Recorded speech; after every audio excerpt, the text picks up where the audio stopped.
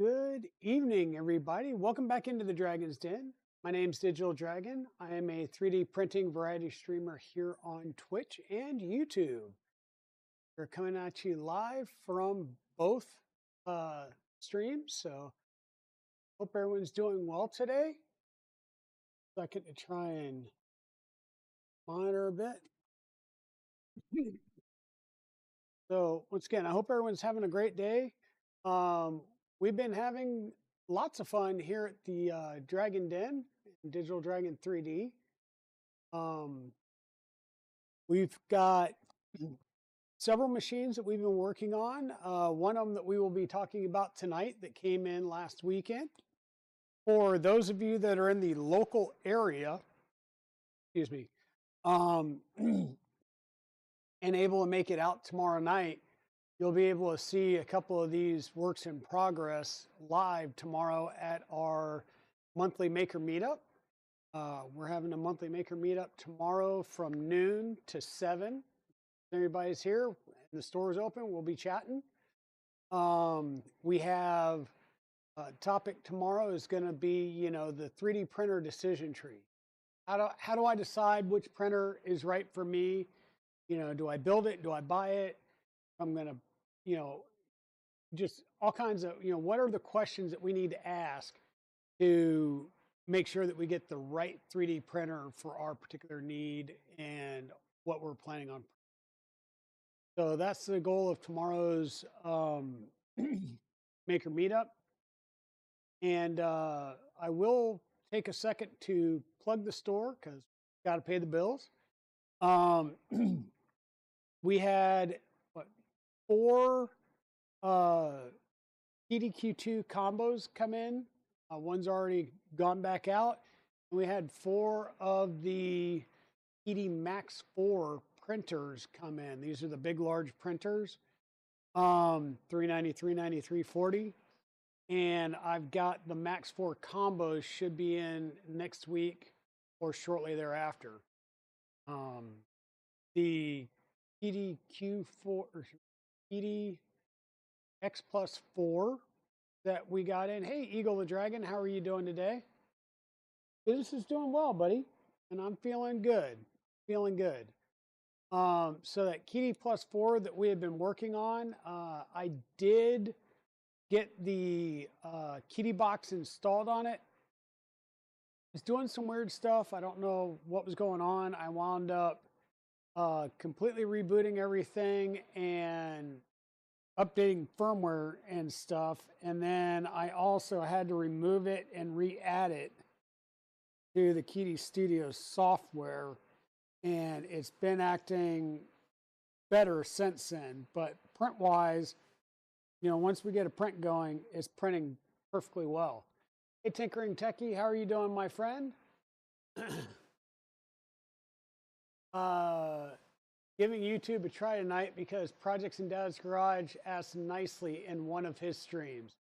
Gotcha. Well, there you go. He has asked, him and a few others have asked me to stream over here on YouTube as well. So we are dual streaming to Twitch and YouTube through OBS. There's a plugin that you can install that will allow you to stream in 2 different, actually more than 2. You can do 3, 4, whatever your bandwidth can support. Hey, Abitnutz, how's it going, my friend? RJ Repo Man, how's it going? What's up? Hopefully everybody's doing well.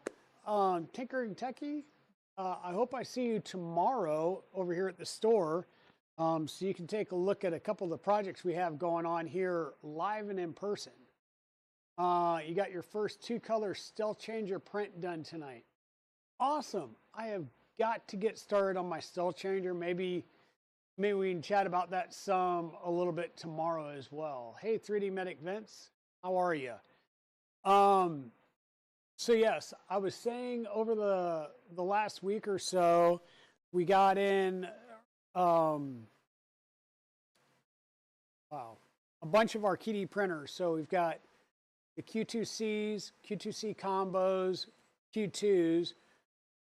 Thursday, we got 4 Q2C combos and sold one already. and we got in 4 more of the Max 4s. So those are the big printers, the 390, 390, 340. We've got some Max 4 combos still out. Hopefully they'll be here next week. And then the PD Plus 4 that we worked on a stream or two ago, that printer is up on the line right now. It is printing parts, actually a customer order.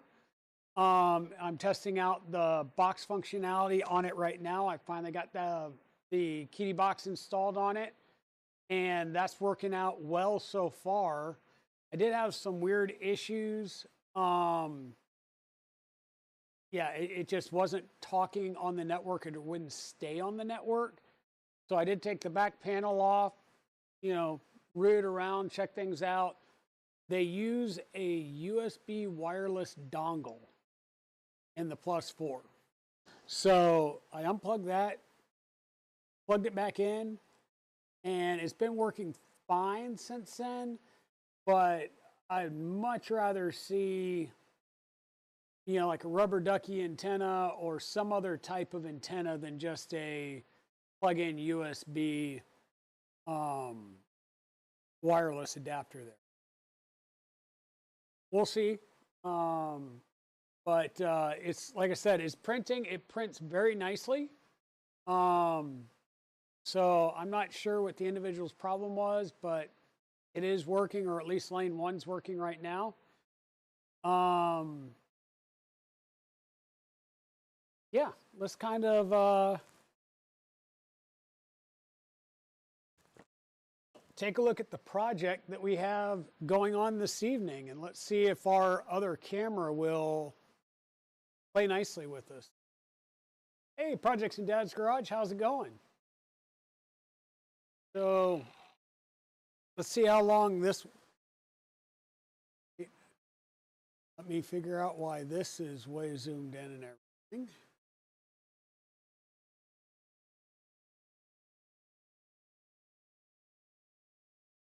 There we go. All right, so I'm going to move the tripod around a bit, and do not expect that to completely fall.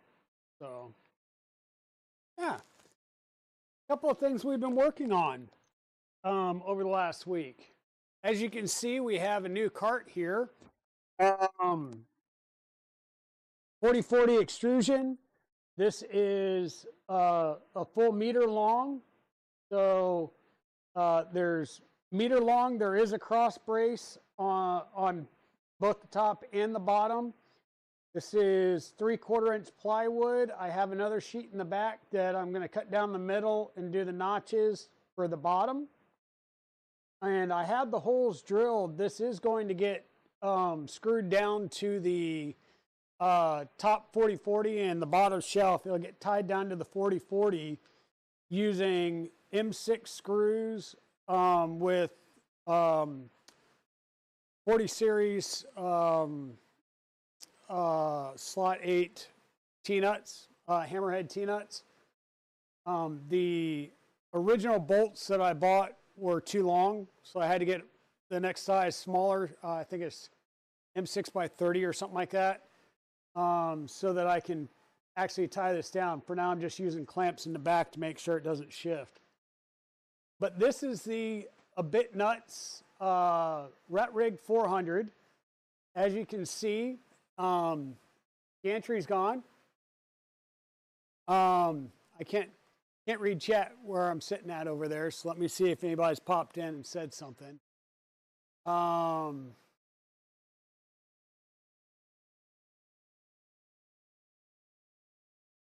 Thanks, Tinkering Techie. Yeah, so I built this cart simply because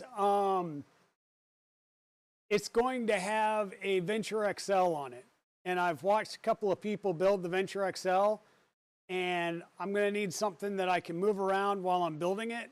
And when I need to, I can roll it into the back room when we have classes or whatnot, and then move it back out here and work on some stuff. But we also got ourselves a used Husky pneumatic lift cart. And this came in handy when we picked up the RatRig, because we were able to raise this up, pull it straight out of the car, and make it easier. But this is one of 3 containers of parts that I've been rooting around in and digging around in that Abitnutz brought to me to put on here. Okay, I've already had to take some things apart, but he has the Mandala Roseworks bed mounts, the Mandala Roseworks pillow mounts for the Z motors. I took the electronics off and pulled all the motor wires, because we now have Kraken motors installed, which means we'll have motor wire and thermistor wire for each one. So all 4 motors have been replaced with the Omnirello Kraken motors. We're going to have 5160s, so the 4 gantry motors will be running at 48 volts. So we're going to have to take I believe it's a 200 watt 24 volt power supply, or 250, something like that. What is it? It's a Meanwell LRS 250. So that's going to go bye-bye. And we've got some UHP, so I'm going to have to figure out a mount for it to add the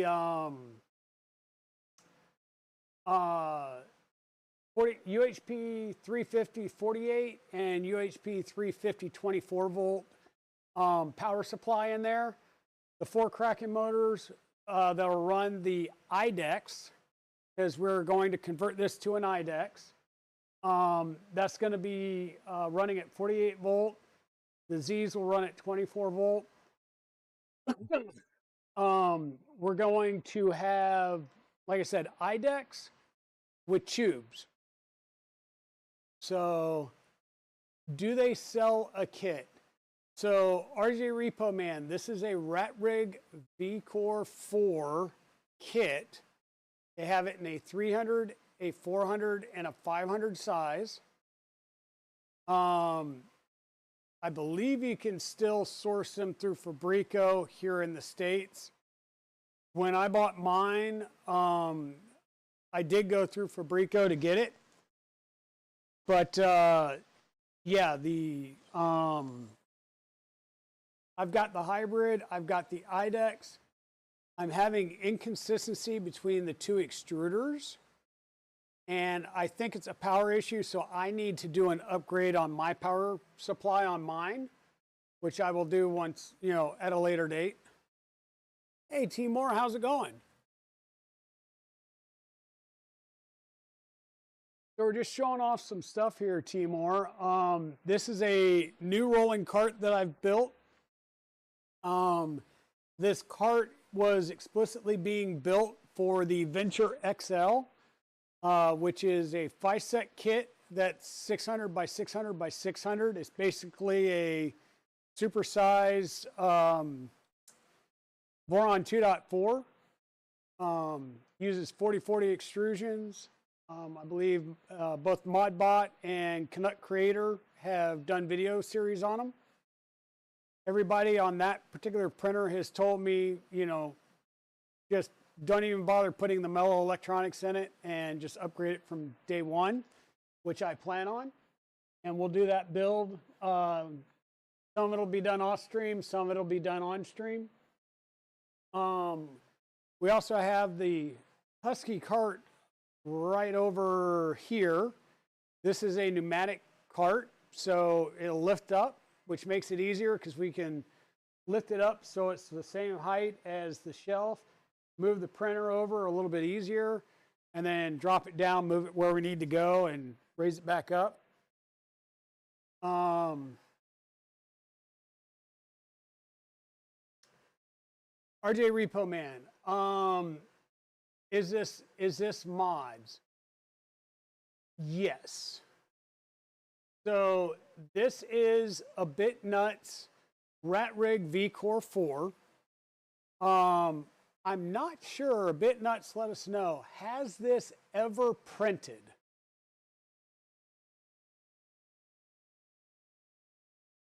I'm not sure if you've ever had this printing, but he's started throwing the parts cannon at it and basically been putting all of the Mandala Roseworks modifications that are available on here. So give me 1 second and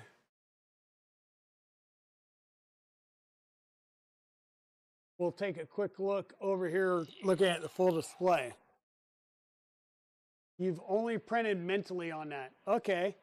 So Mandala Roseworks makes a lot of CNC parts for this. Now, with that said, there are a lot of CNC parts that already come in a RatRig kit. Okay. These are the normal XY joiners. Okay. Metal parts, metal standoff parts, and then printed parts for accents and stuff like that. Okay. These are thicker. They're pretty nice. Show the graphite bed. Show the graphite into a bed. I have to go and get it out of the back, but I will. Give me just a couple of minutes. Yeah, that's a person in the chat. Yes, Abitnutz is a person in the chat.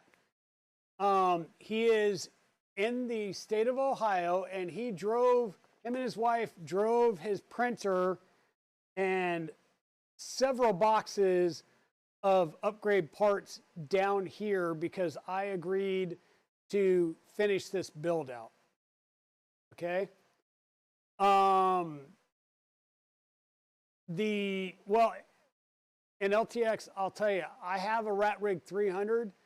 I seriously thought about getting a RatRig 500, but we have a couple of parts that wouldn't even fit on the 500, so that's why we're grabbing a Venture. But yeah, upgrades are planned for that. So basically, we have, I believe, every part here we've got the pillow blocks down here on the bottom left. These are for mounting the Z motors, and it keeps stuff from falling into the Z motors. We've got the hybrid and IDEX upper motor mounts, the standard motor mounts, the bed support arms for the 4.0 and 4.1. And we even have the one that will support for the IDEX and the VAOC, which is the CXC camera system from Ember Prototypes that's used to align the nozzles. We have the mini Oldham lead screw wobblers on there. We've got the belt clips that are all nice and CNC'd versus having printed parts. We've got the nice machined XY joiners, right? And I went ahead and put these together, which means I added the pulleys because they were already pre-assembled by Abitnutz, I believe. And I went ahead and did the pulleys, got everything tightened up, and then realized the 4.1 raises the X in stop a bit. So this plate right here has to be replaced with a taller one. Well, the two screws come in from the side, and with these pulleys here, I can't get to the screws. Or I can't get them out. So I'm pretty sure I have to take these pulleys out and disassemble everything, which is what we'll work on tonight. Hey, Waters, how's it going? I am not showing off what I bought. I am showing off what Abitnutz bought and then drove from Ohio down here and brought me. So, Waters, are you going to be here tomorrow? Because if so, you'll see this in all of its glory. And as stated, the request was to install the Krakens, so the Krakens have been installed. we've got the gantry off because we're redoing the gantry. The gantry that was on there was the standard aluminum gantry, the aluminum extrusion gantry, and he had the titanium upgrade, and then the 4.1 kit came out, and that goes to a steel gantry.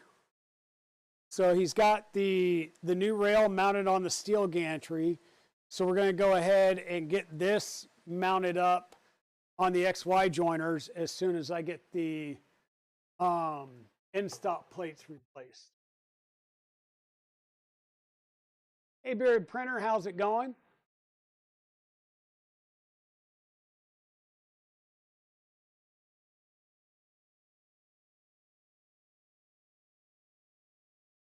You're now known as St. Luke. You also have the tall plates. Yeah, that's what I'm saying is I forgot about these, and so now I have to take the XY joints back apart and put these on, and then we can figure out how to join the XY joints onto the stainless steel part. I was reading there might be a I don't know if there's a spacer that needs to go in there or not, but I don't know if you got those parts printed out.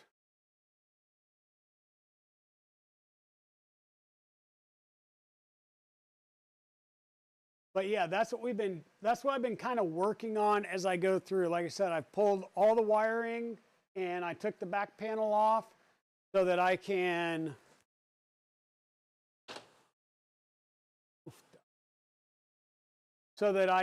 get in here and work on the motors easier. And we got the motors replaced. We got to get the gantry back on there. Once we get the gantry back on there, we'll belt up we'll build the tool heads, belt the two IDEX tool heads.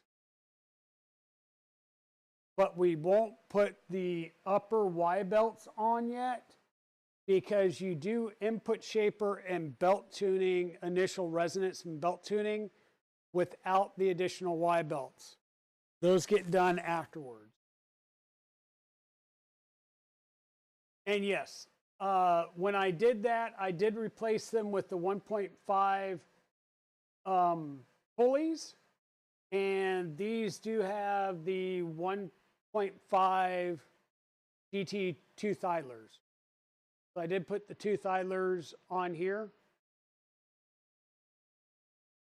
So you got to run. Probably won't be making it out there tomorrow, but I do want to chat with you about some stuff soon. Yeah, definitely. We need to chat. Hopefully you can come out tomorrow or, wait, tomorrow is Sunday. Tomorrow or Monday or Tuesday. I know you guys aren't open Monday or Tuesday, so. Monday, I don't know.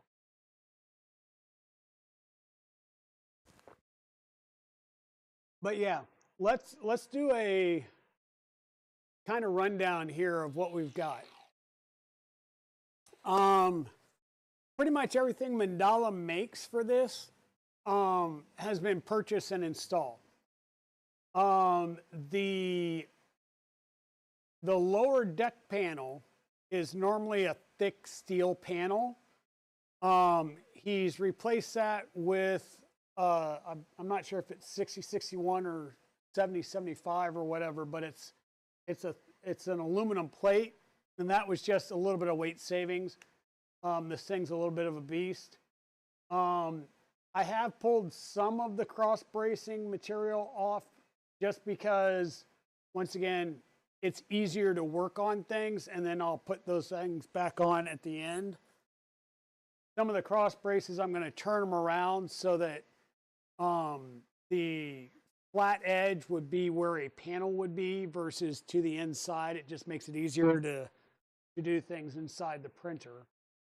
But yeah, we're working on that, but we've got Mandala Roseworks upgraded CNC aluminum everywhere.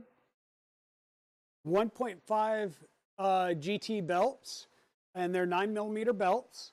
So I've got new belts, new pulleys. Instead of doing idler pulley stacks, he has 9mm idler, like true idler bearings on there. So we've got those. Losing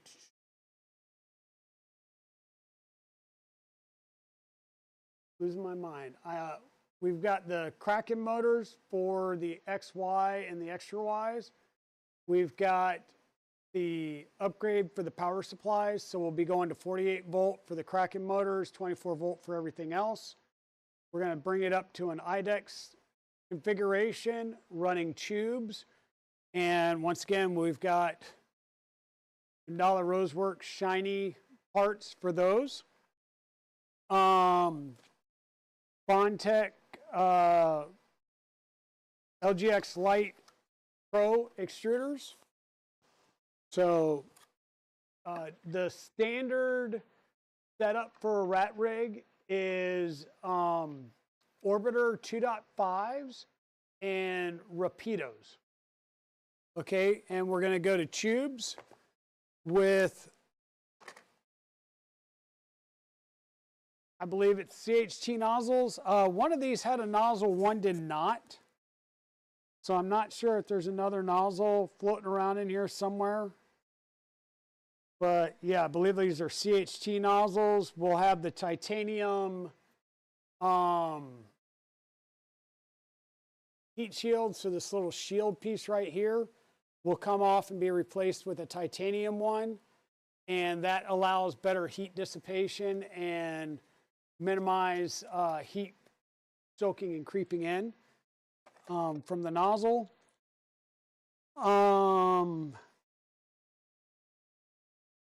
What else? 5160 drivers for the Kraken motors. So we'll install those. A Octopus Pro 1.1 board.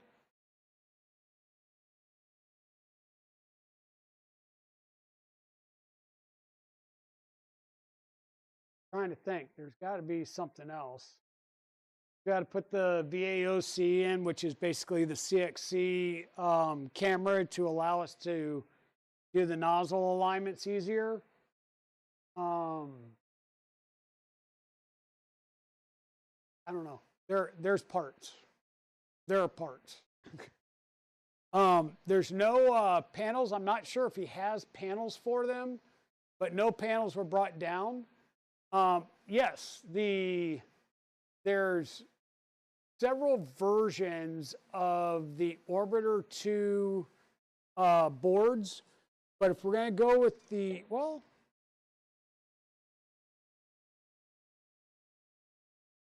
trying to think if those tool head boards will mount on the LGXs, or yeah, the Bondtech LGX lights. Normally it would be EBB boards and EBB 42 boards. So this is the standard board mount. So you'd have your EBB 42 board back here that connects everything CAN bus up and out. And it works really well. But I think, yeah, going to the O2S board, provided we could do it, because I know it has provisions for the Orbiter.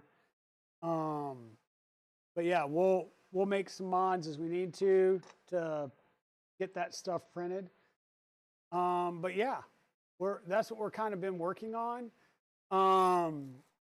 The stealth changer's still over here. I keep looking at it, and it's just one of those things I need to figure out the regimen that I'm going to use to start the calibration and stuff, and then block time to go and do that. Because one of the things you don't want to do is, oh, I've got 5 minutes, let me go work on the stealth changer calibration. No, you need to block some time so that you can get through a certain piece of the calibration to a good stopping point, and then step away if you need to do some other stuff. But yeah, so that's kind of what we've been working on. We've got a second one of our toddler mobility trainer chairs in the works. The first one's got all of its seat cushions and stuff like that. We just need to either print straps or buy straps. And right now it's more of I'm printing the TPU with a 0.8 nozzle. And I can't print the straps with a 0.8 nozzle because most of it doesn't print because it's smaller than the allowed wall width with the 0.8 nozzle. So I have to go back down to a 0.4 nozzle to print that stuff.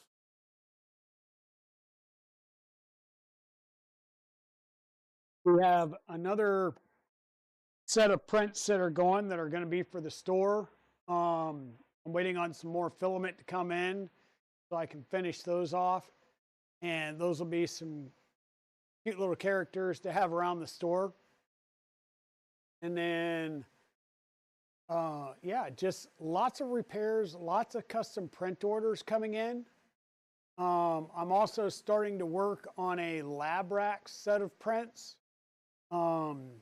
because I need to, we need to get some additional hard drive storage. So I'm going to build a network attached storage system using a lab racks and Raspberry Pi 5. So I'm printing all that stuff out now. But let me open up the bench side, see where we are. So, let me move you all in some. And this is where we're really going to be working today. Like I said, I just put these all together and figured out the spacers that I need and this, that, and everything else. And now I get to take it apart. Part of the building process. Put it together, take it apart. Put it together, take it apart. That's basically what I was doing earlier was putting together or pulling the top motor mount off, replacing that stuff, putting it back on, then taking the bottom part off, replacing that motor, and then, you know, just keep going back and forth.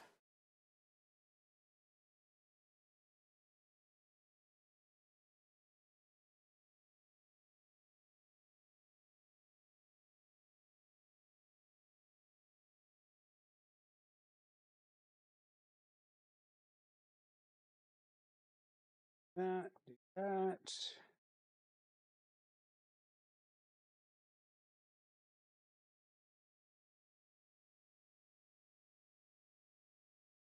Cube takes a standard V6. You can't find one. Go ahead and order it. No worries. Yeah, I know you had I think it's a CHT 0.4 in the other one. I may have a CHT running around that I can get in there. If not, then yeah, I'll go ahead and order one if I can't find it.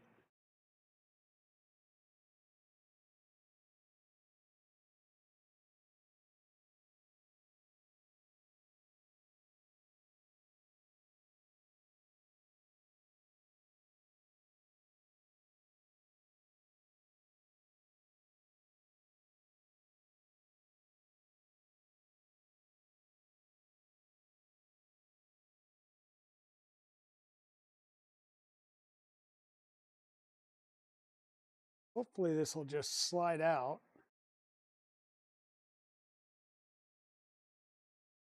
Larger ones on this side.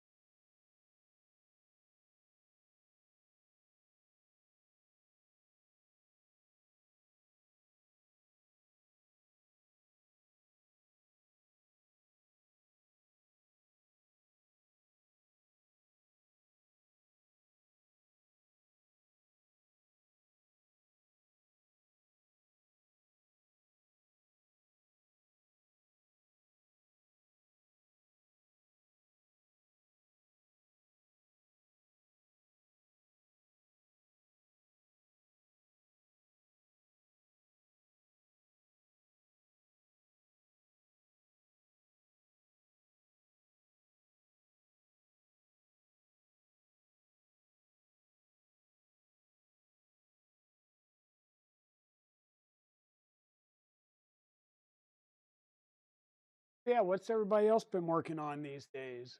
Saw Pezlas pop on and Connect Creator jump back on this evening. But what's everybody else working on? I know Tinkering Techie is outpacing me on the Stealth Changer build.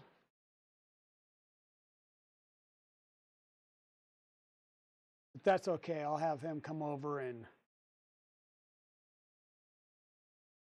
walk me through some stuff so I know that it's getting done. Hopefully, right?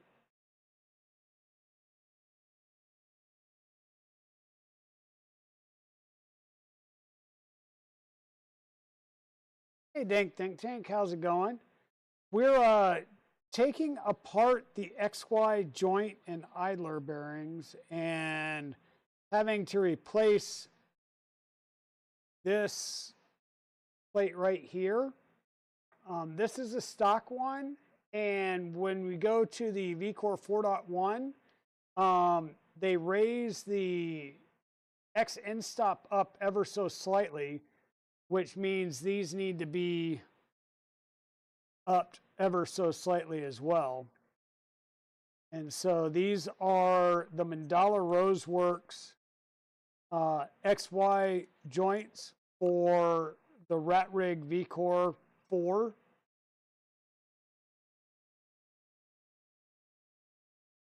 And I mean, I have to admit, the shinies do look very nice. I have a RatRig, and I'm going to do everything I can to not spend money on one of these. What am I looking at? That one should go on the back. That one looks just because of the way I did it earlier. All right. Now, I will tell you that it's a heck of a lot easier when you loosen these things up to get any and all of your little shim washers in here. So that, this, that out, spread these out so we have a bigger gap. And we're going to start by putting in our bolt. We'll put the first small, super thin washer on there, aka spacer. We'll put our pulley, and then we'll put in the other spacer.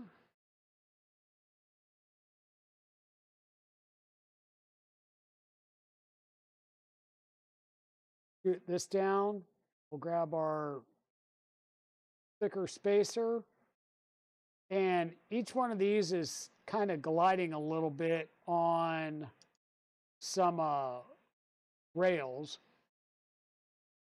And this lets us go ahead and cinch that down, make sure that the pulley moves. We need to come back in here and cinch down these M3 button head screws here.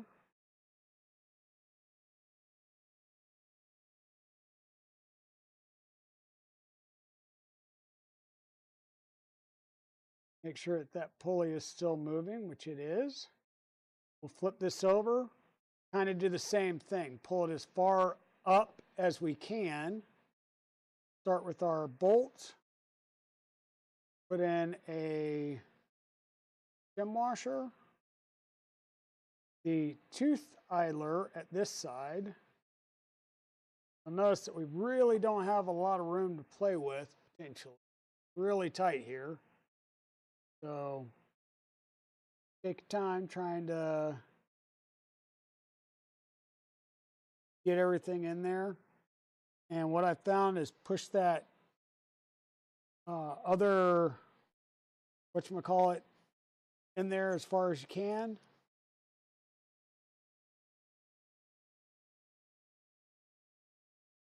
And then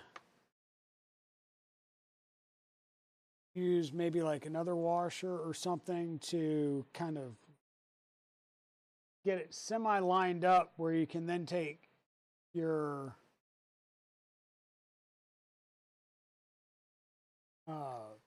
other screwdriver and get everything lined up so that you can then drive that screw home.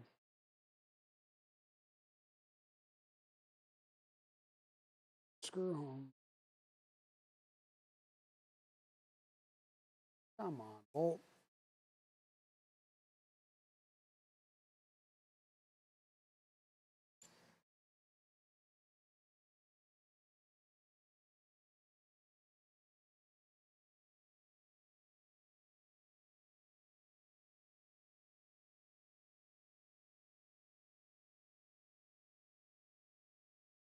All right, I'm going to try swapping out these washers. So what I'm having a bit of an issue with on a couple of these is with the idlers, the tooth idlers, the flange is rubbing up against the dovetail that this piece slides on, right? So the flange keeps hitting right there on that dovetail. So, hey, Maker Viking, how's it going? So I'm going to see if the other, because these were a couple of spacers that I had, I'm going to see if your spacers are a little bit thinner. They appeared to be. And that might be all that we need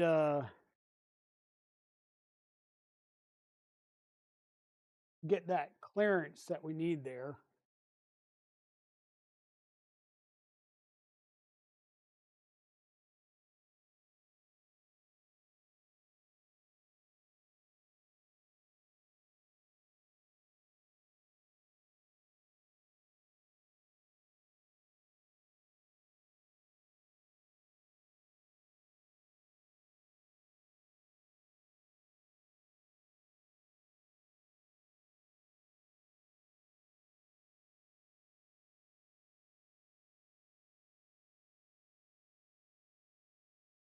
Small and fiddly, and apparently my fingers are saying no bueno right.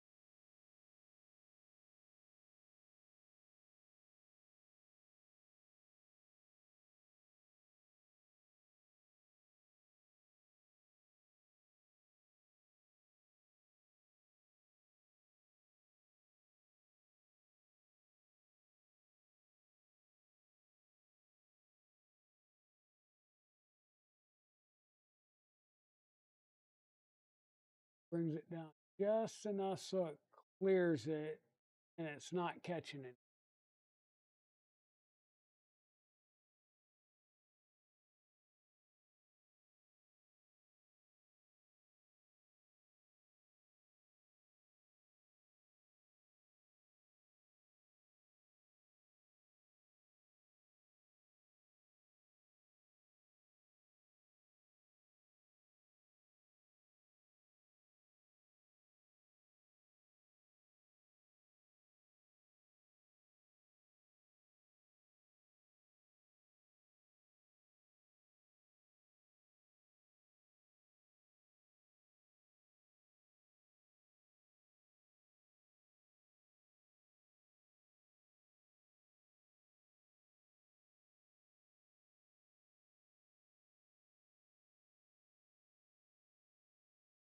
It's weird. It's like one spot where it feels like it's catching.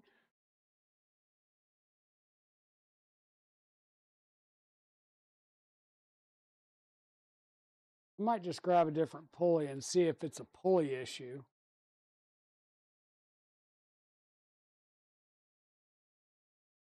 Working on Tinker Atlas? Good.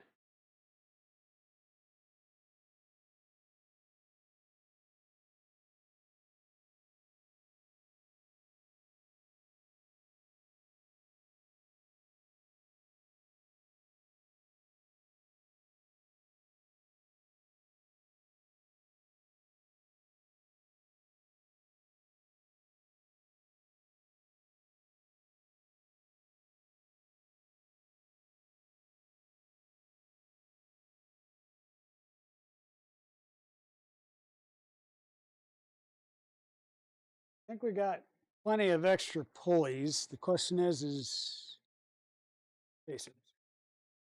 Pulleys are all over here.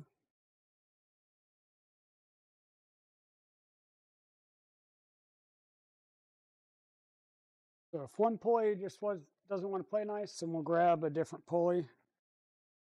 And I just think these have a little bit like wider flange than the normal bearing that they have you use would, the flange bearing. So that might be what we're having difficulty with. I really don't want to like try and file down the edge of that CNC'd part because it's too pretty to do that too.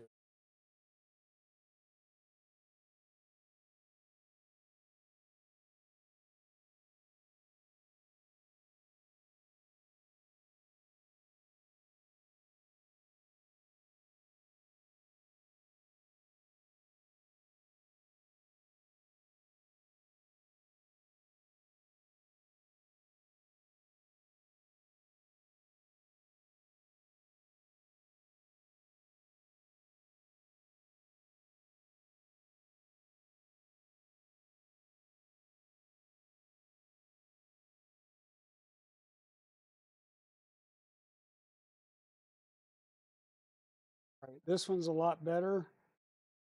It's not scraping, and I am seeing ever so slightly a little bit of light, and I say that, and then I snug that up, and now it's straight up scraping.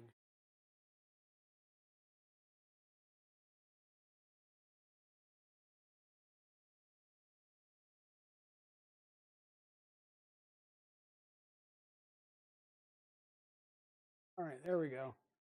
One down, one to go.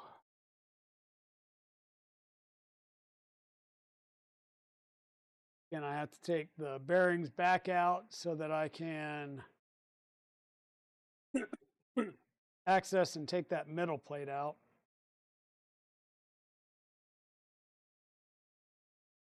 Playing with, oh, I'll use this different length and this shim and that shim, and you'll see I've got some of these where I've put a screw underneath the head of the bolt, and others where I don't, and it's all about just trying to make the right spacing. Fine, so we'll swap those two out for two of these other ones because, like I said, they are definitely thinner than the ones that I have. Completely different one. One's good.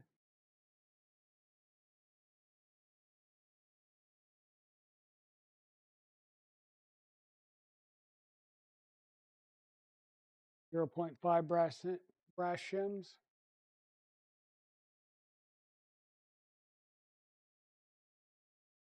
Dremel. Yeah, well, like I said, I could file it. I'd much rather file it because it's that fine, but I'd prefer not to just because, like I said, pretty parts. Oh, spacer.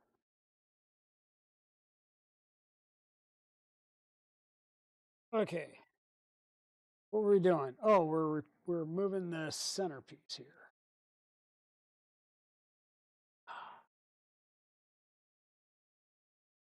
How's it going, Mod Light? Hope you're doing well.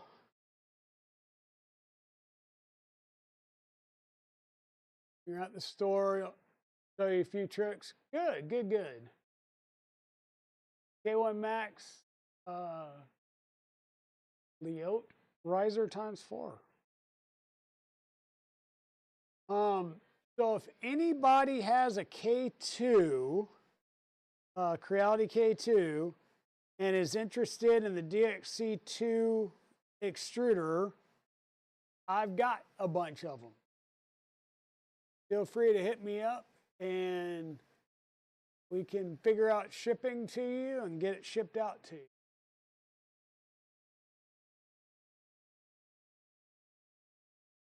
Yeah.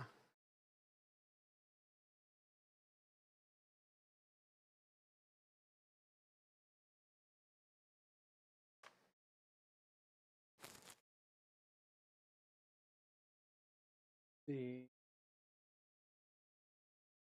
side away from that.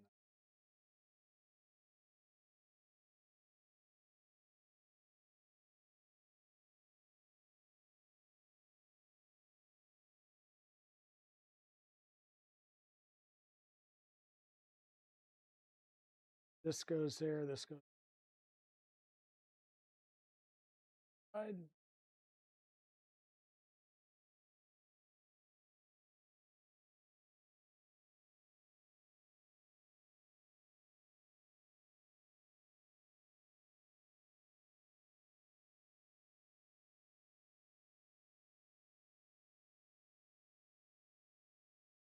So we have the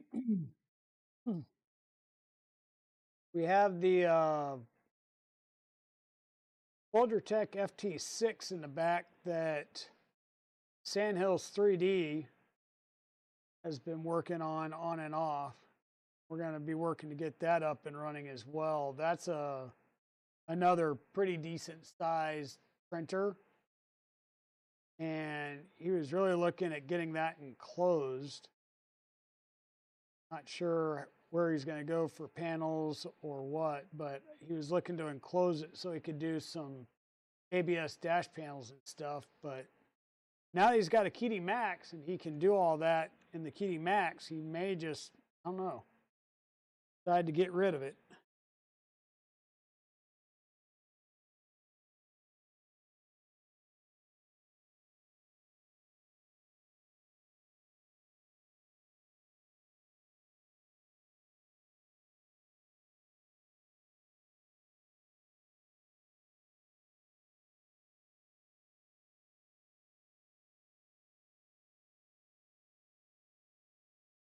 Oh, that shim's gone. I'll find that later somewhere.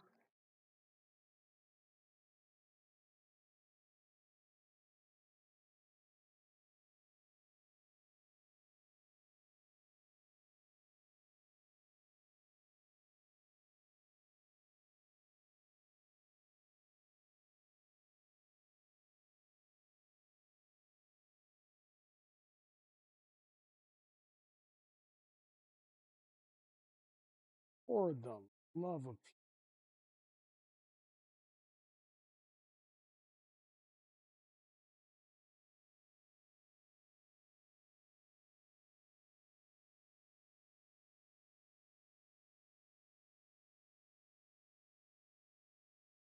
these were loose.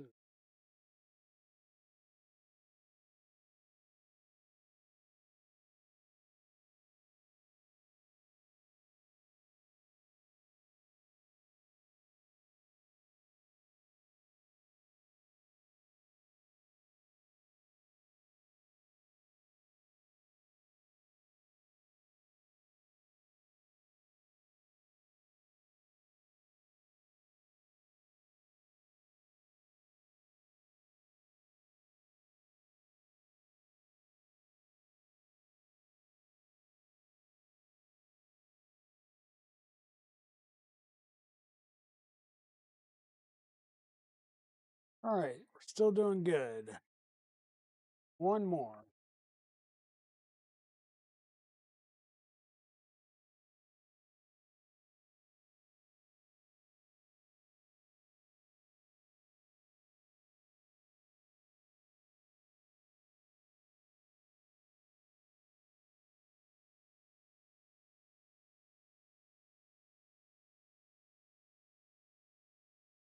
spacer. We'll get the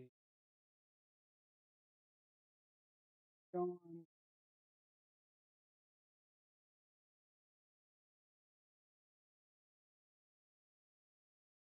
Spacer, I mean shim.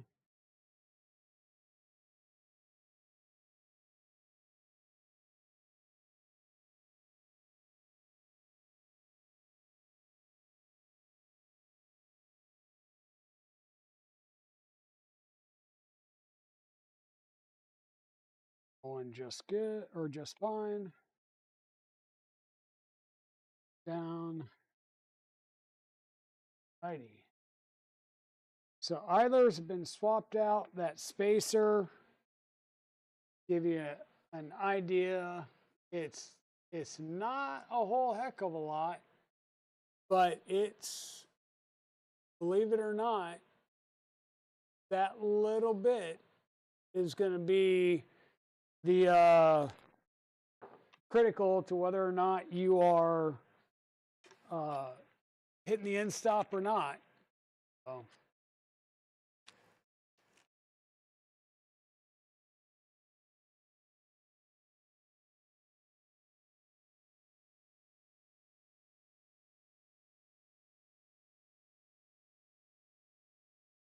This is going to be one of those fun builds where we get to jump back and forth, back and forth, back and forth between the RatRig documentation, the Mandala Roseworks documentation, possibly some other mod stuff. Like I knew that there were tube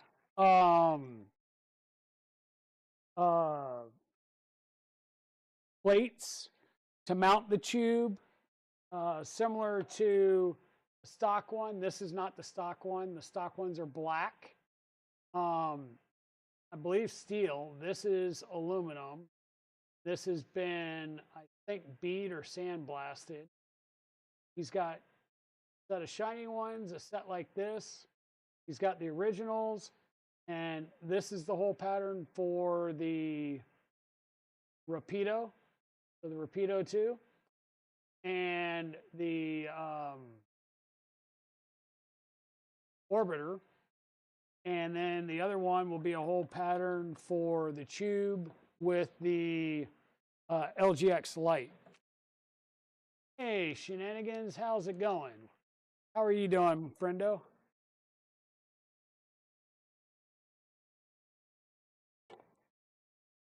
We're working on various things. I've been doing a lot of disassembling and then reassembling. Like I had put these pulleys on these nice, pretty shiny CNC XY joiners, and then we had to take the pulleys off because I had to replace this plate with one that's 2 millimeters taller so that it hits the end stops correctly. And then I got to figure out how to get these mounted on the V-Core 4.1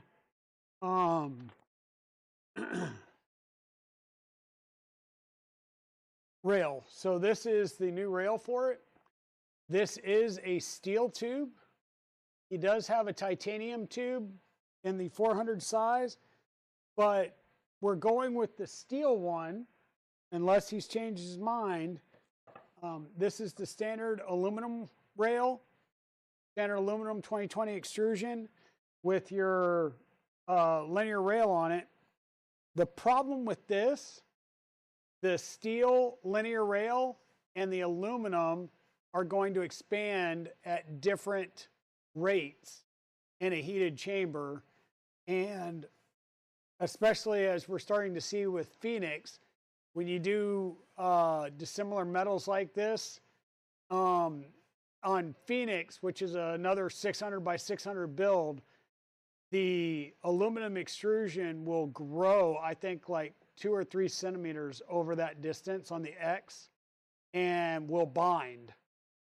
So one way to combat that is to go with steel on steel.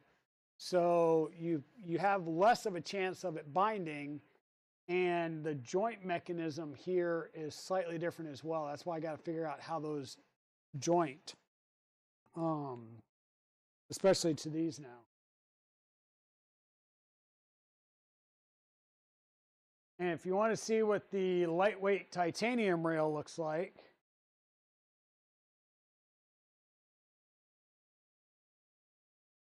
here's the lightweight titanium rail. So this would be the side that the linear rail would go on, and then there would be your access to come in and do all of the nuts, because you would be screwing this down just like this, where we're using we're used lock nuts on the back of these. So this is your titanium lightweight rail. Very nice. If only I had a 400 size. They need to make like a, oops, I got a 300. I really wanted a 400. So here's the few extrusions we'd swap out. Oh, wait, like the entire frame.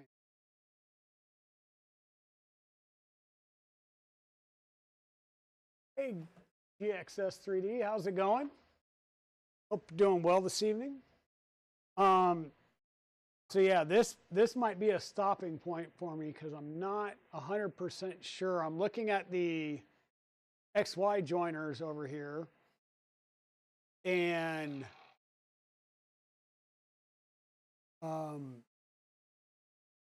V-Core 4.1 update, the joiners work just fine, including the 18mm steel bar. There is a spacer that can be printed, or you can use the steel spacers that RatRig includes with the upgrade kit.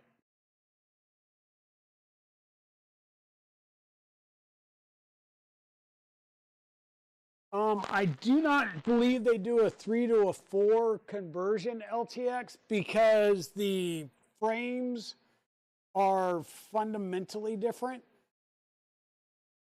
But we can always check. I just don't think they do.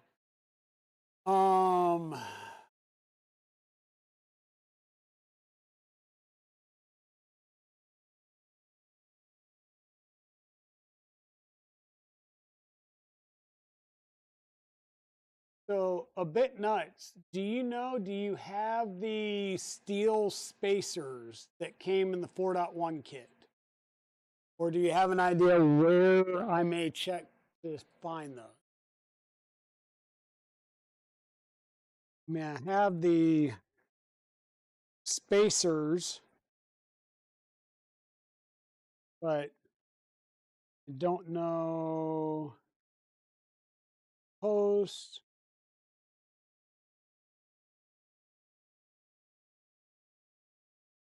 Hey, I think there's a magnet in here.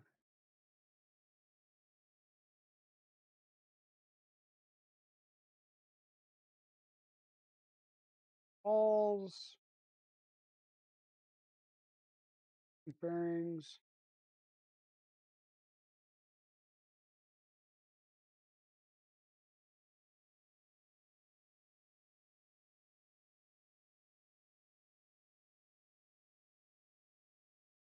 Killer has a V-Core 400 he wants to sell. Heck yeah. I mean, if my wife's listening, no, that's not a good idea. I don't know why you would want to do anything like that.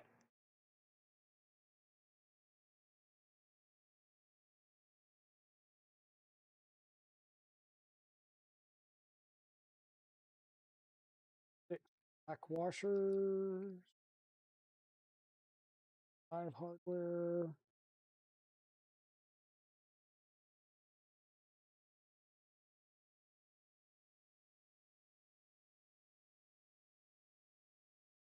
And 4 magnets.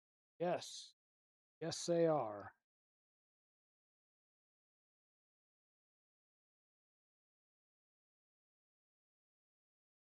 Spacers, spacers, spacers, spacers.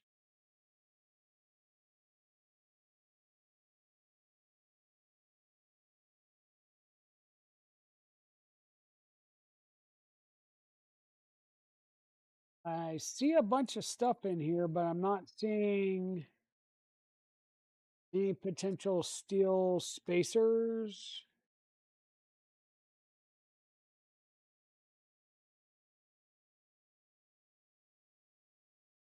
4.1 kit was left intact. They should be in the box marked 4.1. Okay, and I think that was...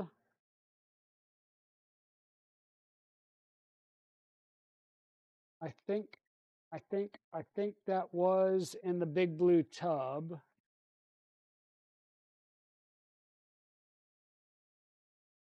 I'm going to do something different with the big 10.4 neodymium magnet.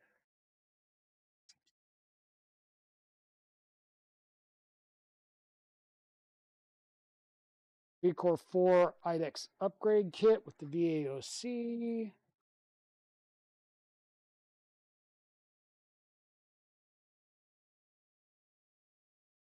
Box that says 4.1 RatRig. Good. Sorry about that. I think I just doxed you.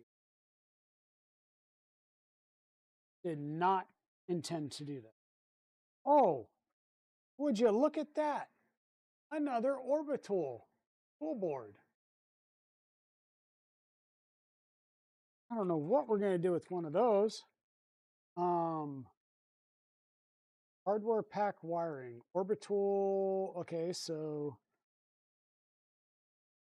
4.1 steel gantry support. There we go. Some hardware plates for the tool head.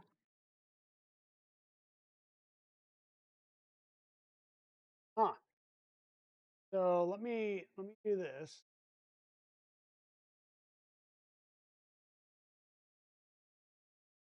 Okay, so we've got left plate, right plate, various hardwares and fasteners, but I just find this interesting.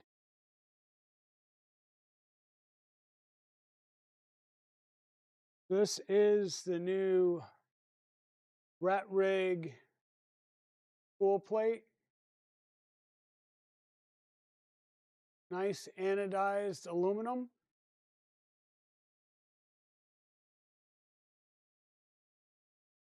Okay. And then there was some other kit that we had in here.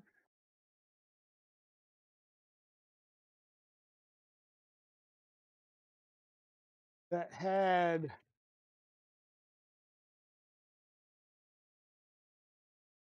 some Funsor parts.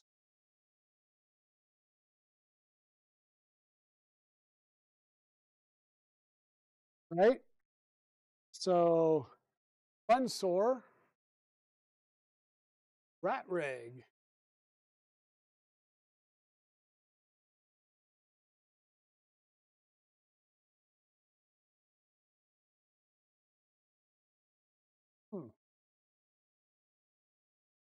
I mean,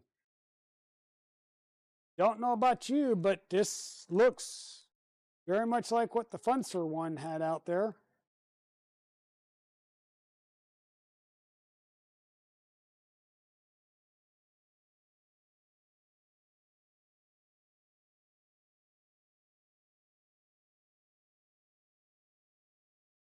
I need to do a 4.1 upgrade on mine.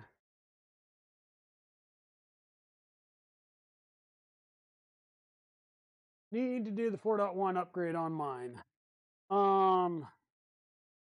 Yes, these are the tool plates, some orbital stuff, some wiring, the O2S orbital tool board. There's a socket driver.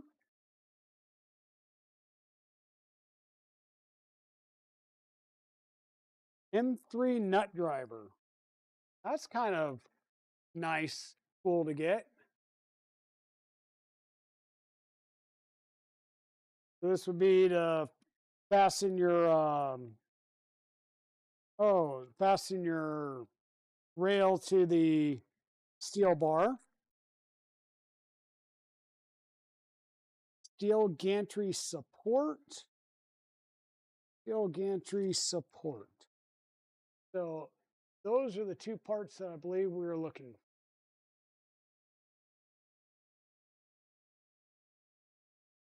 40mm fan grill, and a little piece of PTFE tube that is probably not going to be the right size. And is this upgrade base kit, is it just one tool head that you have here? Left plate, right? I think it's just one tool head here, so we'll have to use one of these, and then the other one will be the Funsor, unless you want me to run both the Funsor plates.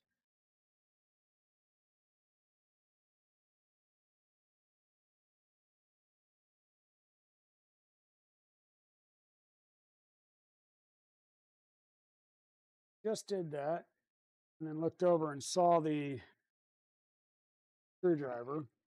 Didn't make it in there. That driver.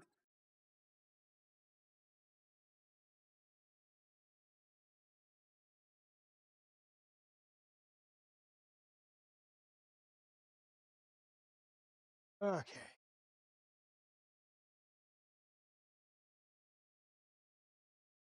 Yeah, they do. They look exactly like twins. And then, yeah, we've got, I think, about like 6 of those O2S boards now.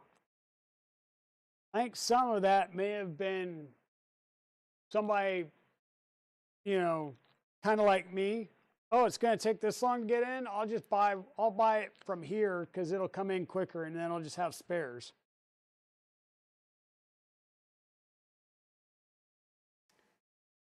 Okay, what is this?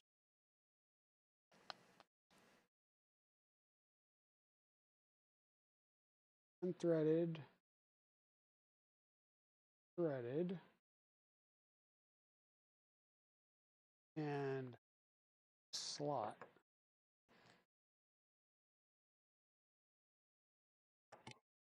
The other thing that makes me kind of go, is I haven't seen the 4.1 documentation.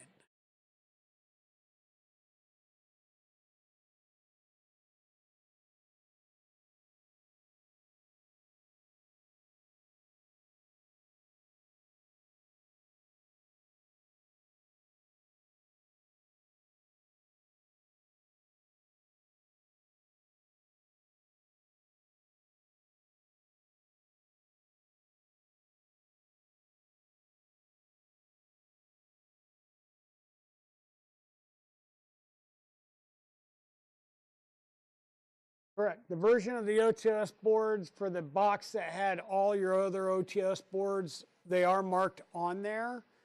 So I'll try and get a matched pair when we do the build.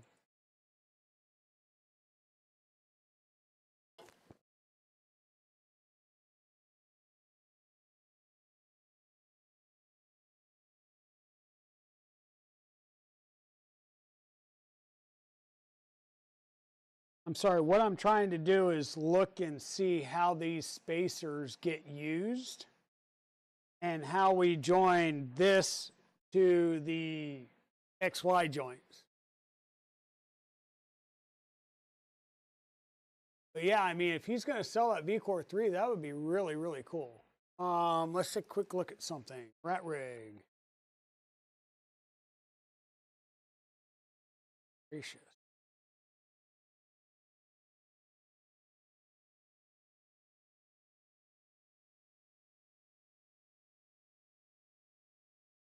We're here, look, full display.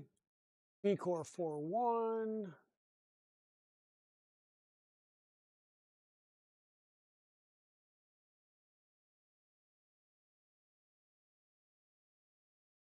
So 3.1 to 3.2H. New tool head.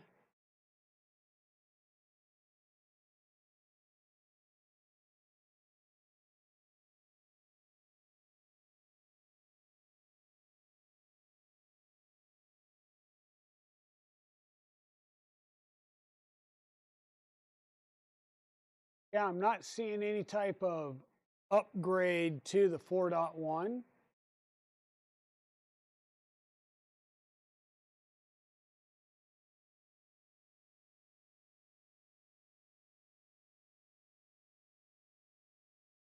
or from a 3 to a 4. Yeah, you've got the steel axis gantry. They switched to the O2S board to make it simpler. Full metal tool head, through part cooling, steel X gantry.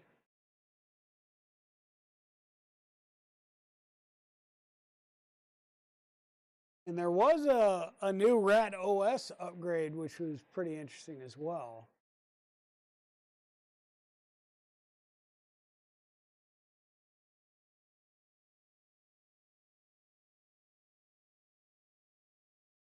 Okay, so you say you have new documentation, but where?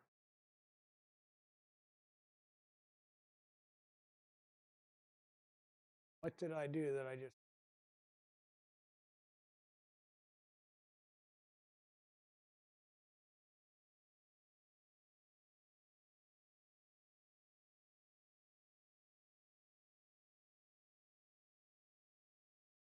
Awesome.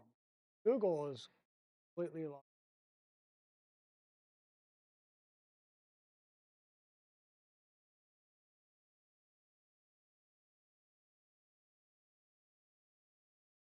Oh yeah. Not win for losing. Yeah, no 3 to 4 upgrade, you have to replace everything.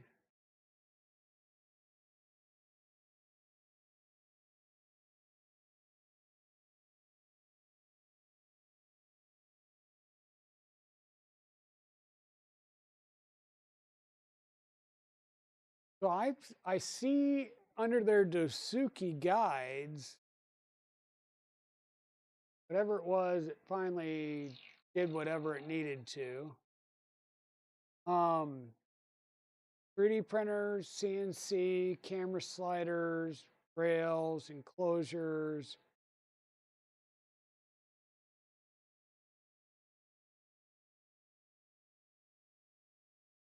So if we look at these, we've got the V-Core. And it shows the 4, the 3.1, and archive. So not seeing... Hey, Matt Al, how's it going? I'm not seeing any 4.1 documentation, even though they said there's a whole new guide. Hybrid to IDEX, Rat Pack, Smart Sensor.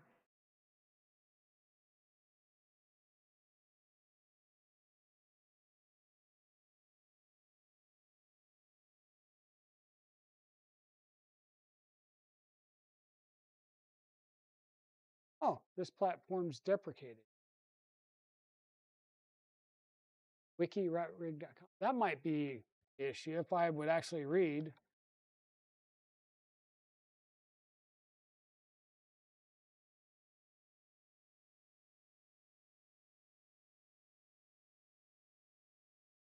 Hey, look, Wiki for 4.1 upgrade kit. Look at the upgrade. Preparation, disassembly, check and check. Electronics preparation, sort of check. Reassembling the X-axis. I think we'll need that.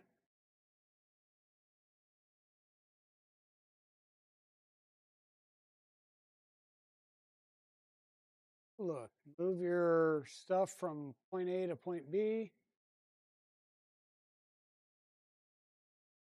Yeah, how about I move that other carriage from the other rail over to this one before I put the end joiner pieces on and block myself from being able to do that easily.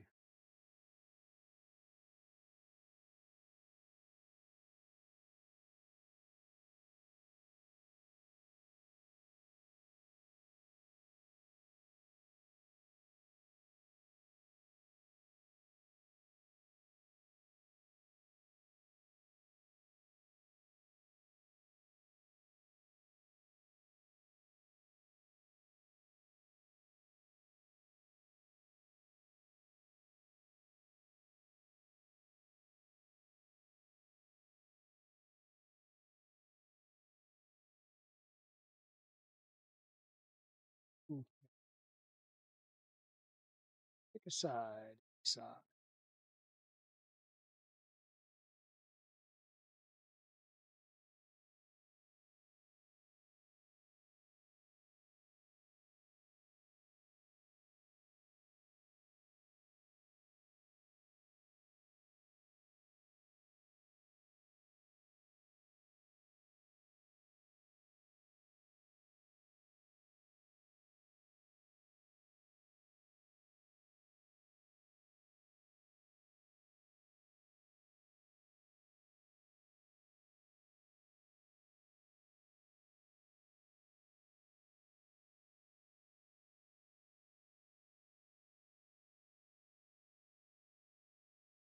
I believe I've got a printed rail or a rail.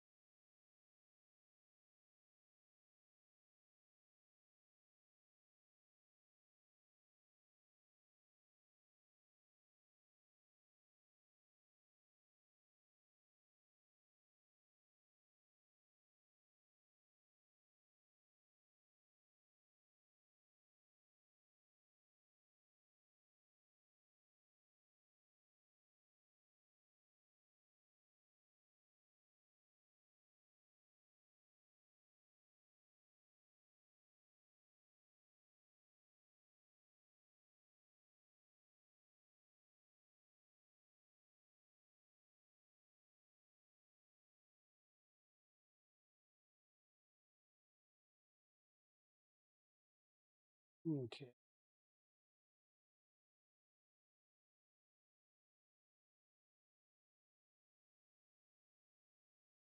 I am doing a ball bearing transplant right now because there was one or two missing from each side. Figure I will fill those back in.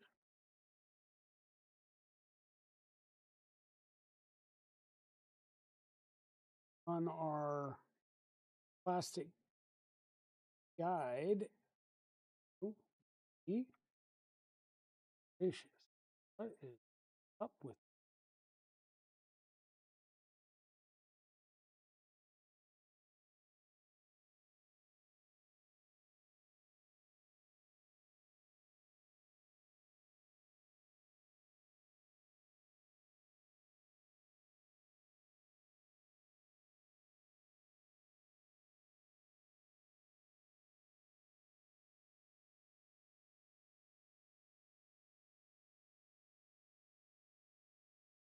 they seem to move nicely.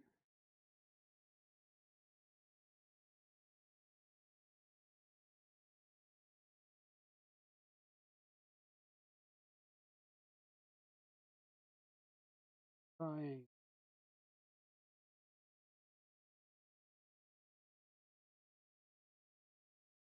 to get a rail on them, and then they're like, yep, nope, don't want to go. Thanks for playing. We'll have fun again another day.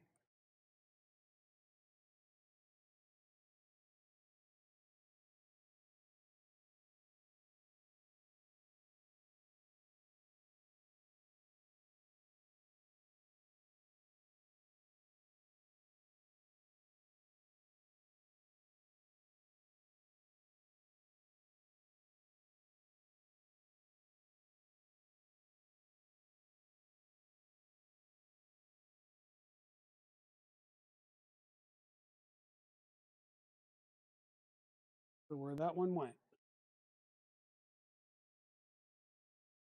flew out.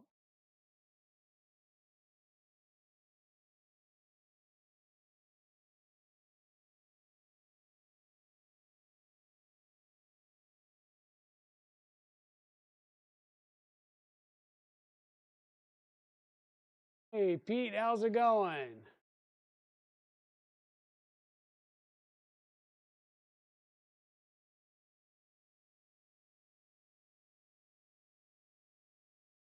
We are having fun. Fun. So fun. So much. Dad is taking the T-Bird away.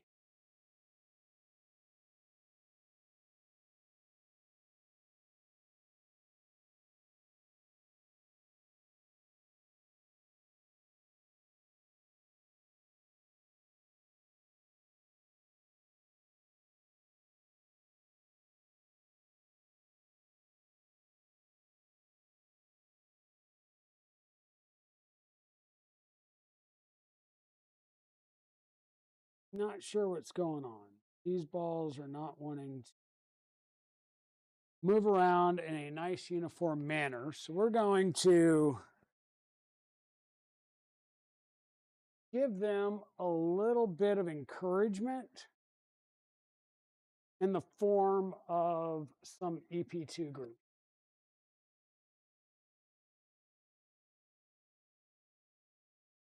Hey, Karen Clark, how's it going? Welcome to the channel and welcome to the show this evening. Probably have put some gloves on. Yeah, no.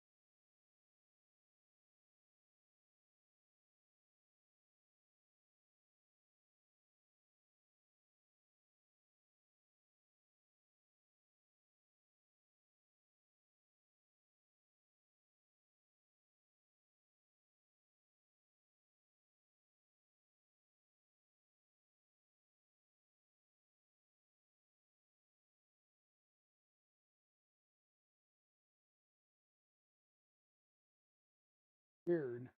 Why these rails are all, it just don't want to work. Weird.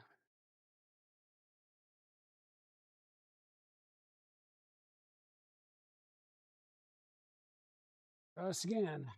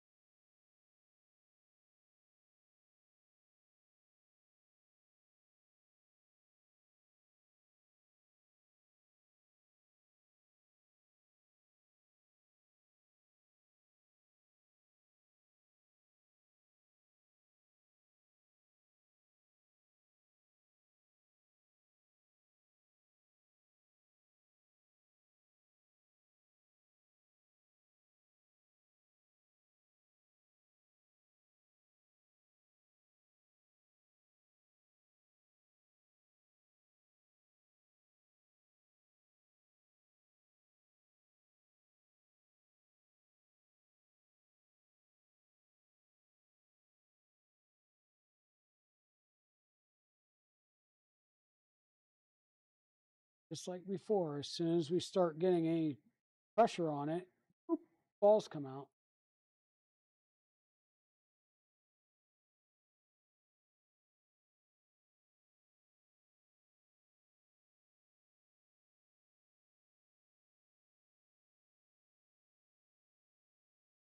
This is the one off the original rail. So unless something happened and the rails themselves got, like a different size rail, or I don't know. That is weird.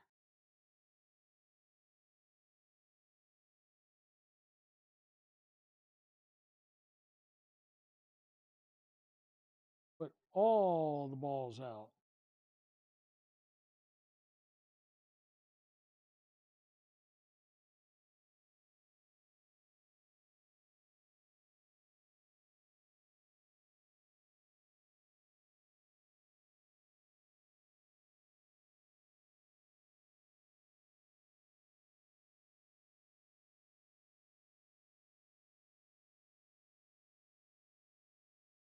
I don't think they changed.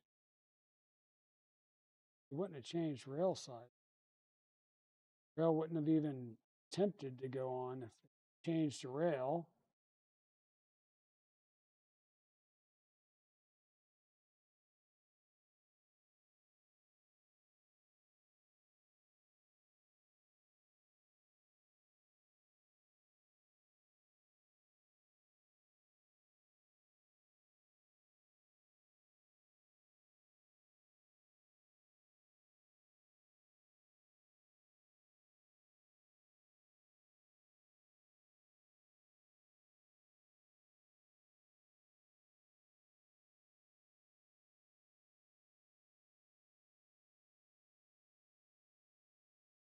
The balls move quite freely when I move them by hand, but as soon as we put the pressure on it from the rail, they don't move and they eat straight out.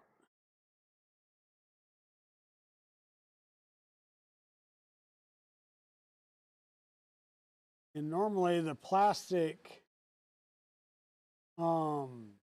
rail guides have, a little bit of play to them. They're not like the tightest. 4.0, the 4.0 OEM rail is how it came. You were putting together the new rail before I had to take the old rail apart. There are 2 or so other rails with cars that you can use if you have to. Okay.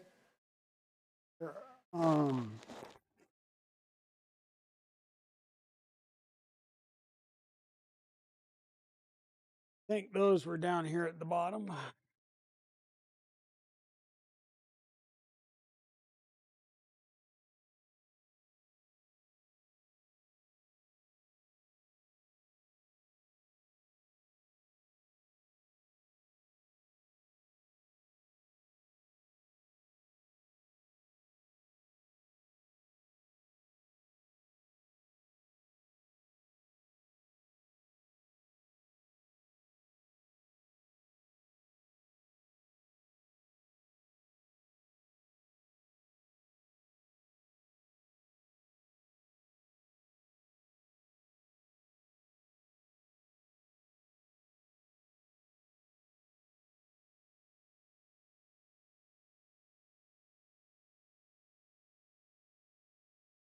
Question is whether or not either one of these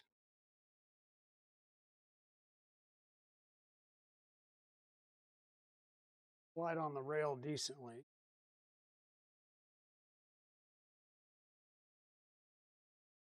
Definitely came pre-lubricated, that's for sure.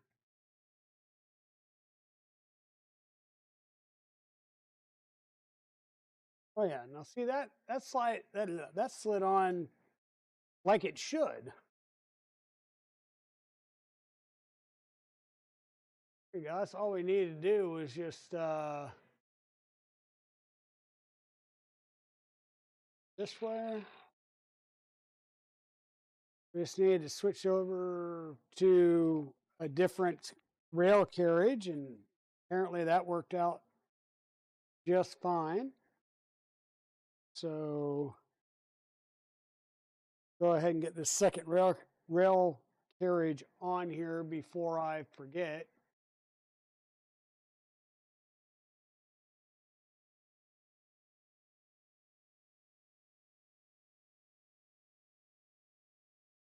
That camera. This way we should be able to move this carriage right on to the rail with no loss of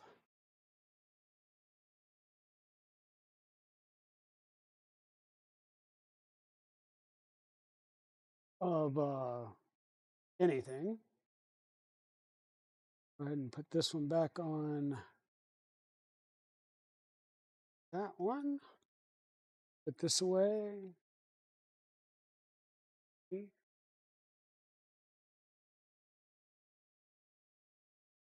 That one away.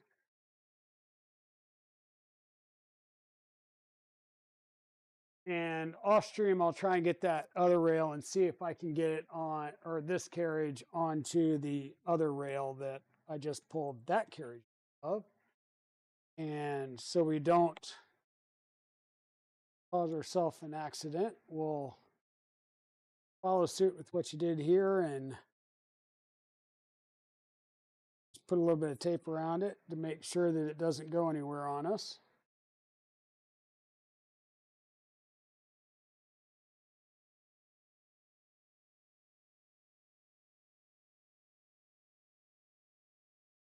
All righty. Closed up, away.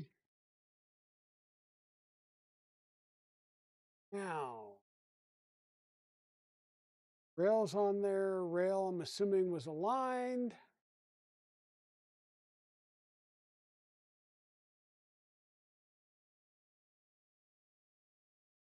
Move the alignment tools for future use.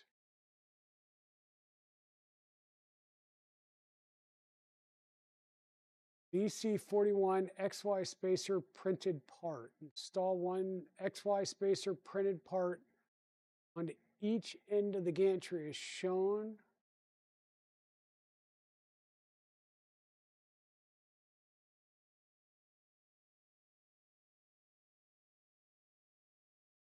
Okay.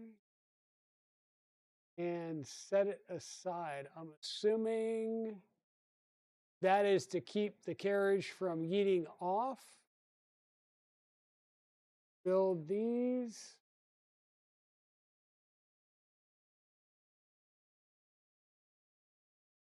Heavy duty idler pulley or bearing stack. We've got idler pulleys.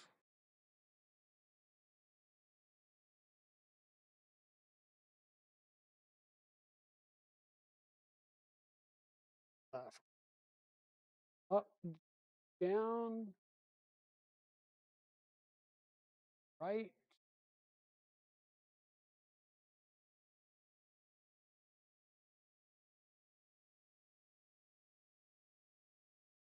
Sure.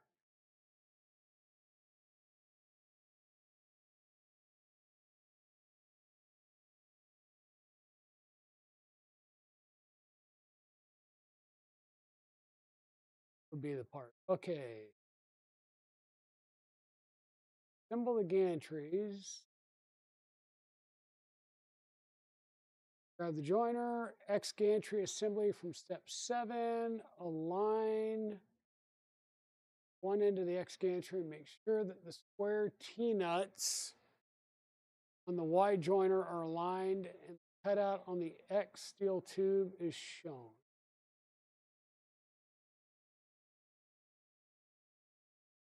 I have no idea how many times to put them on backwards. Oh, I'm pretty sure. I'm not sure if we need this part.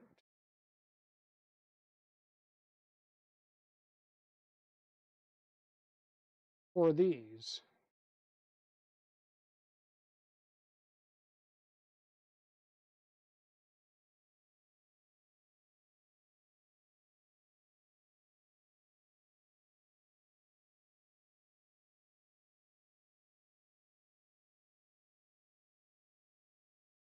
because these look like they would take up the space, but they also look like they go at the bottom down here.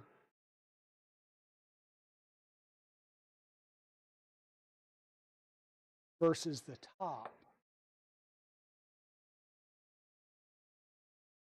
Steel spacers come in the kit, but they're not talking about the steel spacers.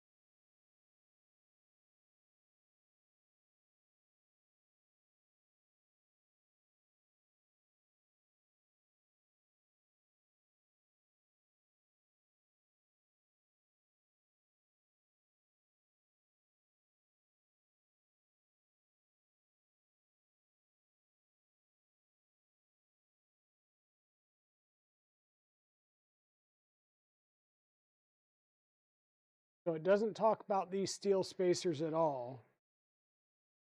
Mentions the steel spacers in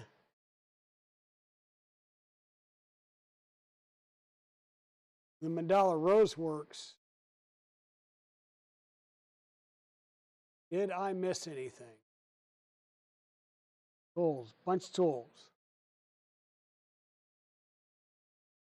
Take the rail, put the rail on.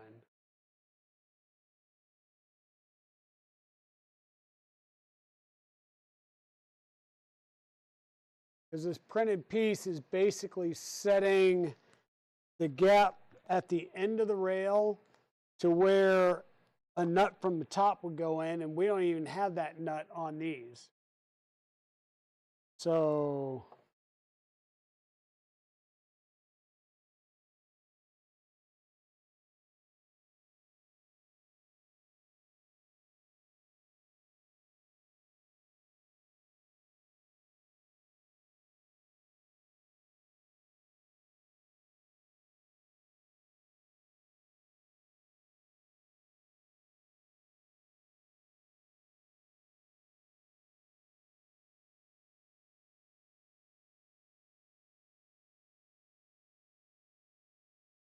do you have those printed parts? Abitnutz.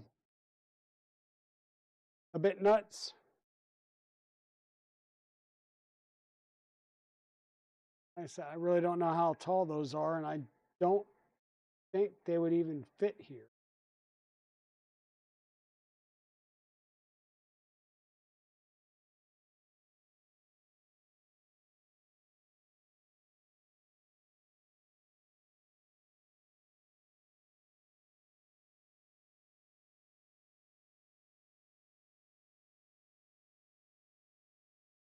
Hmm.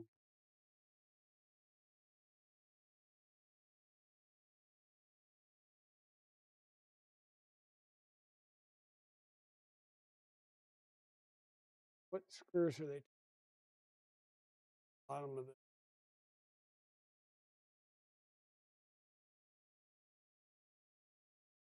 Oh, hey, whoa. That's the piece right there.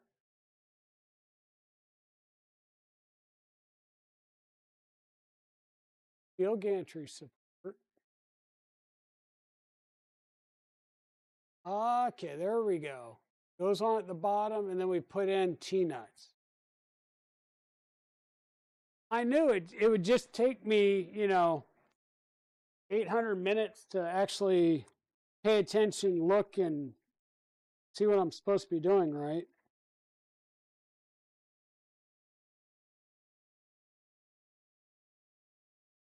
And those T-nuts were most likely going to be in the 4.1 upgrade kit package that I put away.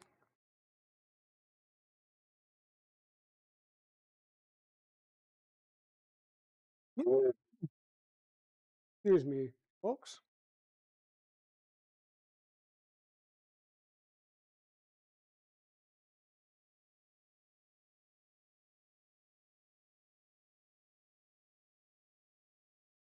We're a fastener.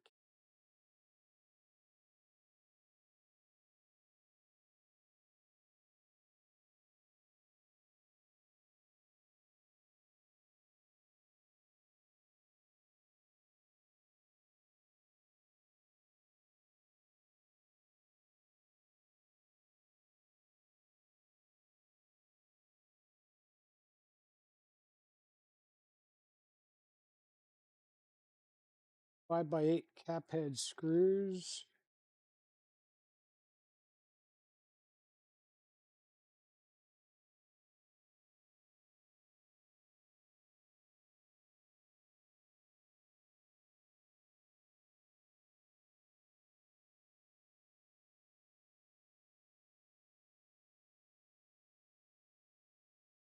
And 5 by 8s there.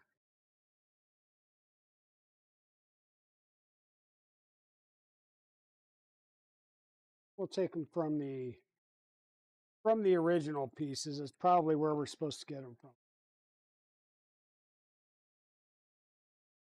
Oh, set aside during disassembly.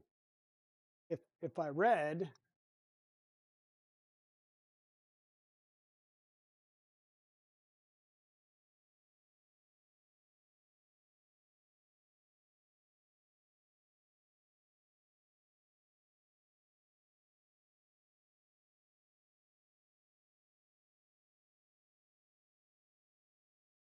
okay, those two.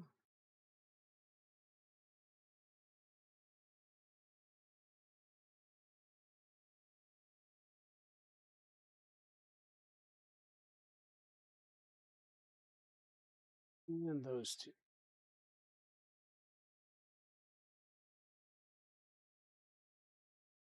Okay, so what I saw was come in through the bottom with this plate.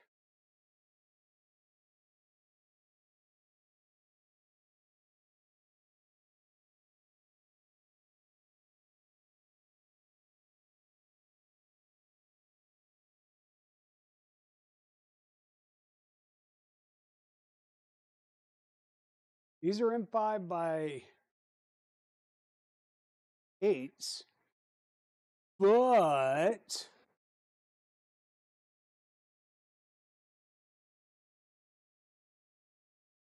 we put the spacer on it.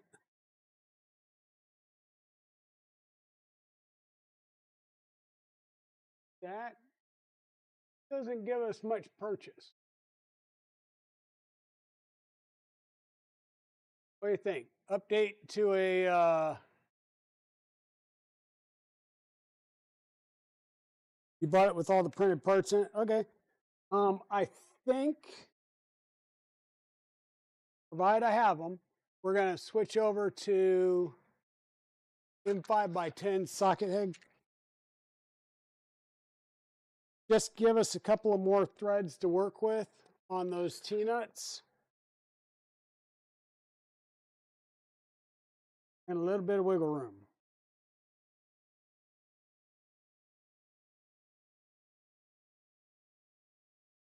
That.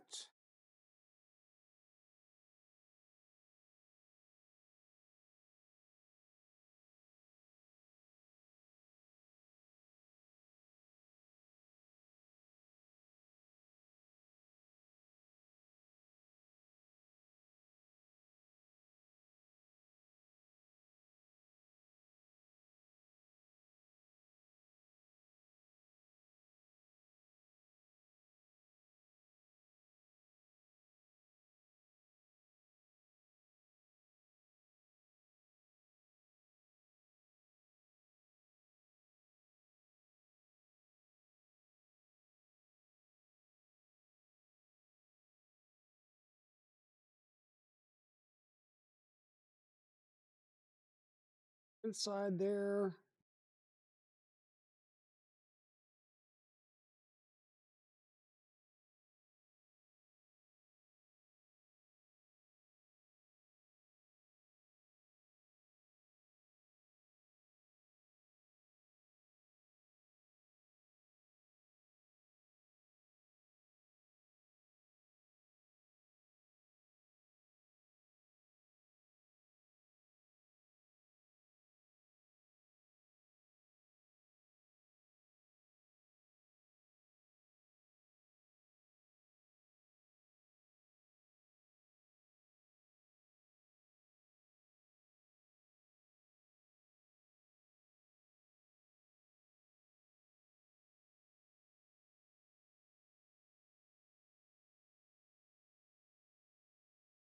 Okay. Now that I have thoroughly screwed myself over on which one of these was the left and which right, yeah, go with it.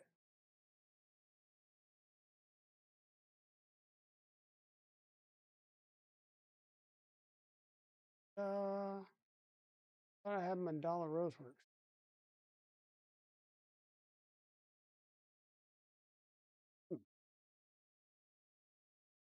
Okay, so these are going to slide in then.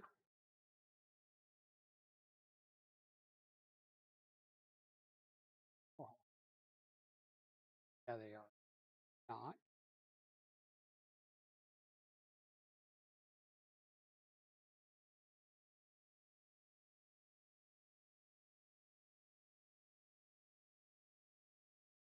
One side slid on.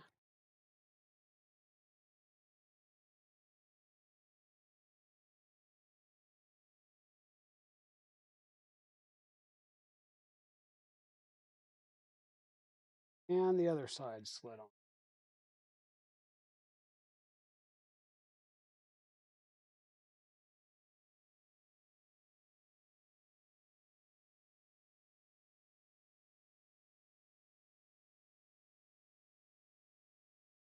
Don't think we need the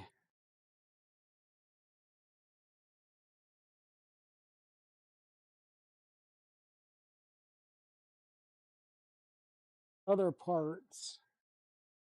I'm going to tighten these down.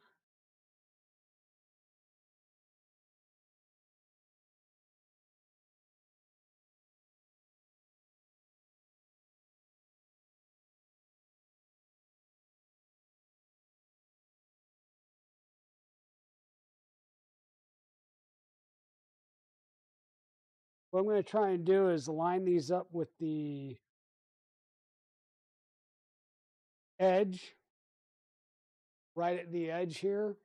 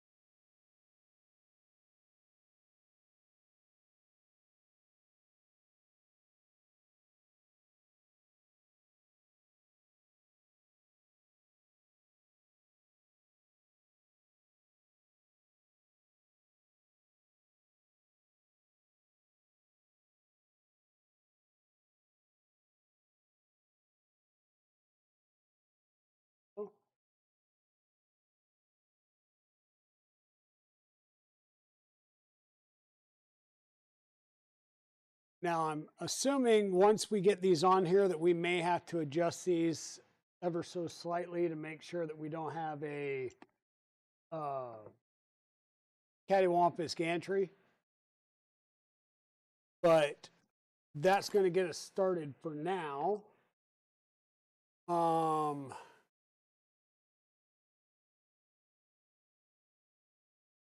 Doesn't have us actually mount it yet. Goes into tool heads of Core XY or tool heads for IDEX.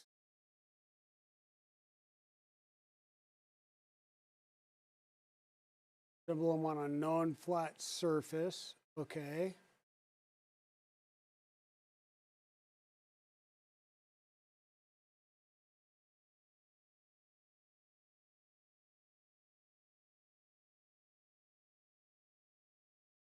So, a bit nuts. Your Mandala Roseworks tool head parts here for your tubes.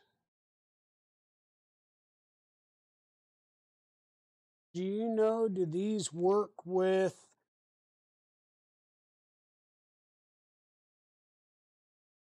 the existing 4.1 tool heads.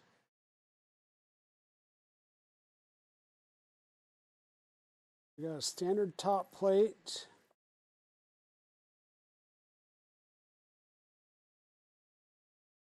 Or bottom plate and uprights. Standard top plate. This looks like a piece. This does not have any statements or markings.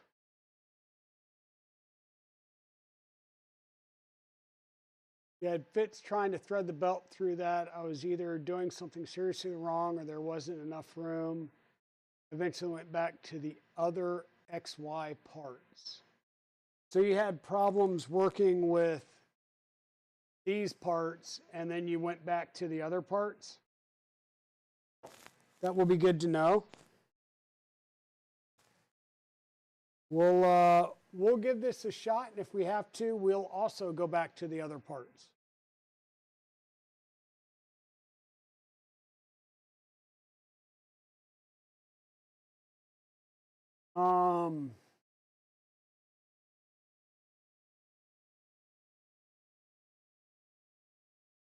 Well, yeah, like I said, I will take a look at them and see. Let's take a look at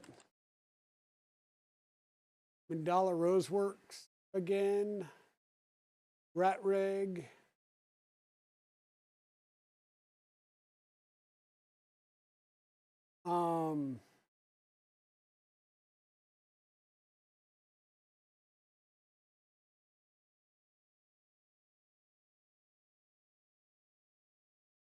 Orbiter box turtle paint.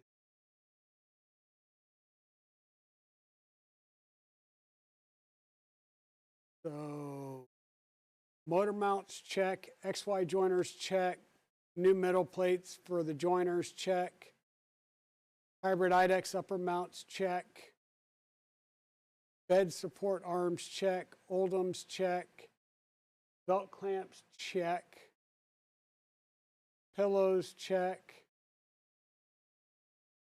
That's 3.1, that's 3.1.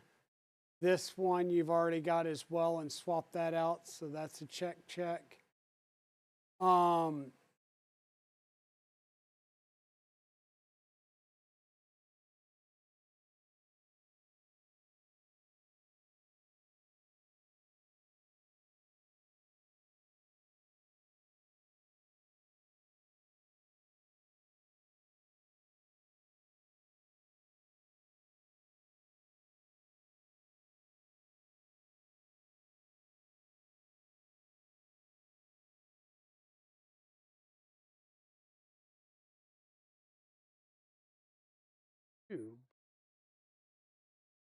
RatRig V-Core 4 tool head tube conduction and RatRig V-Core 4 standard tool head. So top plate, bottom plate, uprights on either end, and the back plate.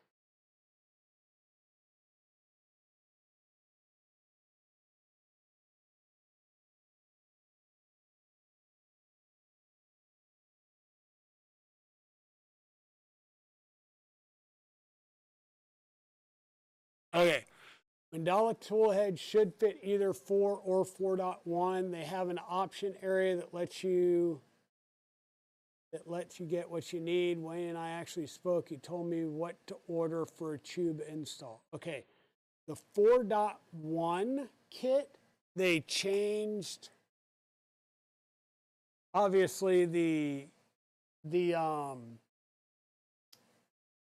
tool head frame. There's a lot more metal versus printed.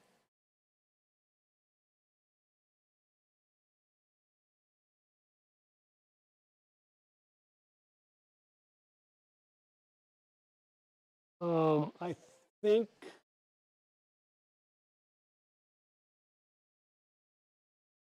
think it basically is still going to be like this, right? I think it'll wind up being more like this. Because these parts,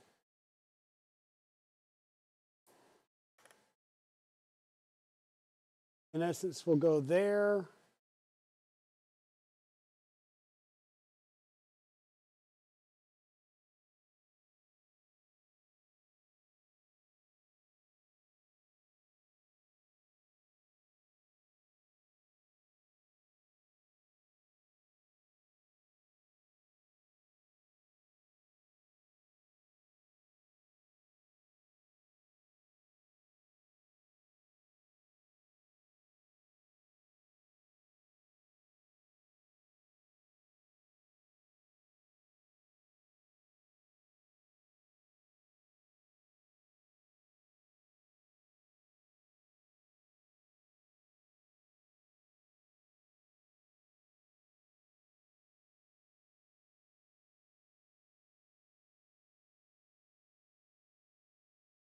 I'm just looking at the parts to try and see how everything lines up. My biggest concern, that will be the upright at the back. Biggest concern is the rear fan mount for the part cooling. Does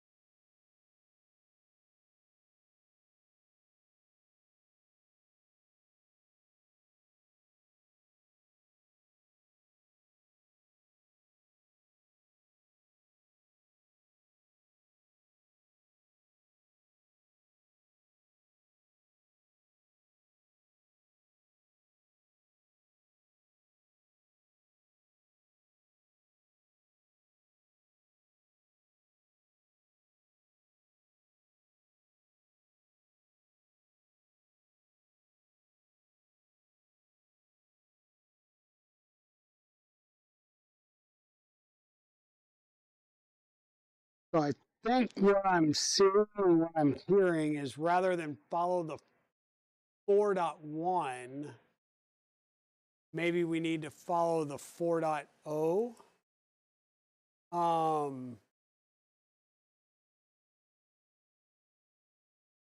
IDEX full head build.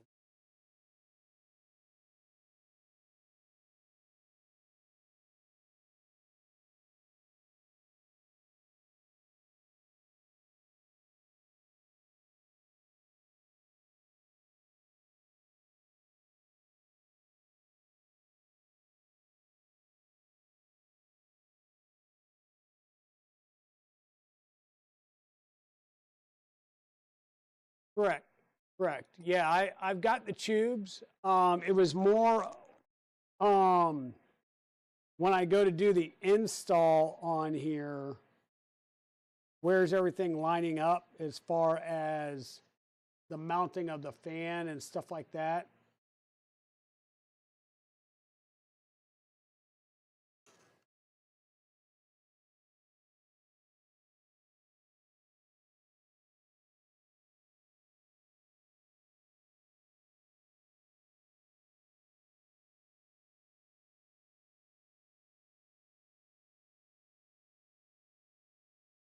And how are the belts routing?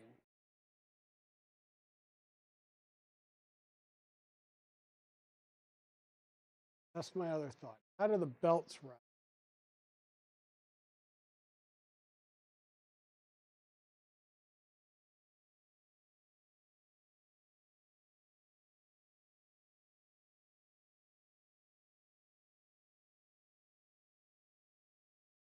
Pretty sure there's going to be some different hot end parts that go on here.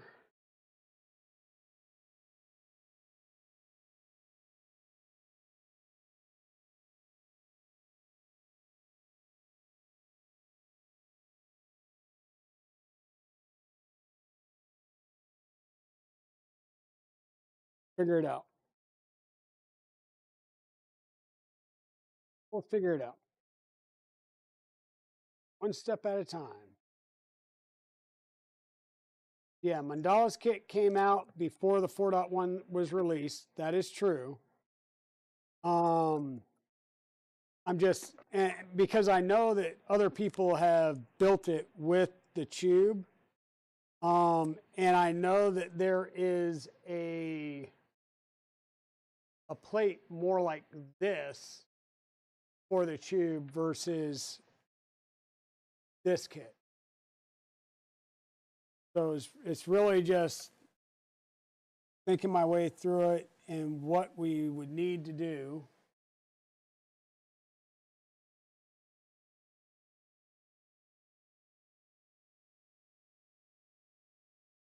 If anything, to make it work again.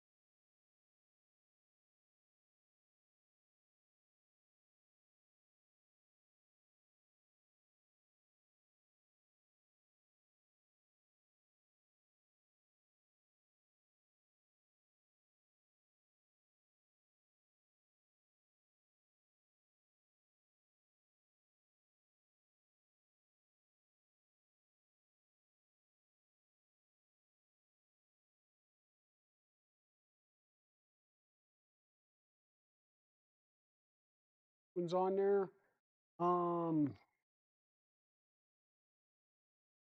Mandala kit, no screws, no instructions on how to put the mandala kit together. More countersunks, countersunk bottom, top.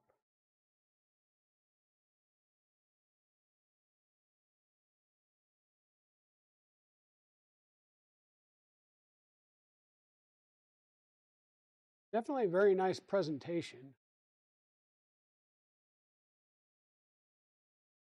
We'll have to make sure that we get the front belt pattern in the right direction for IDEX.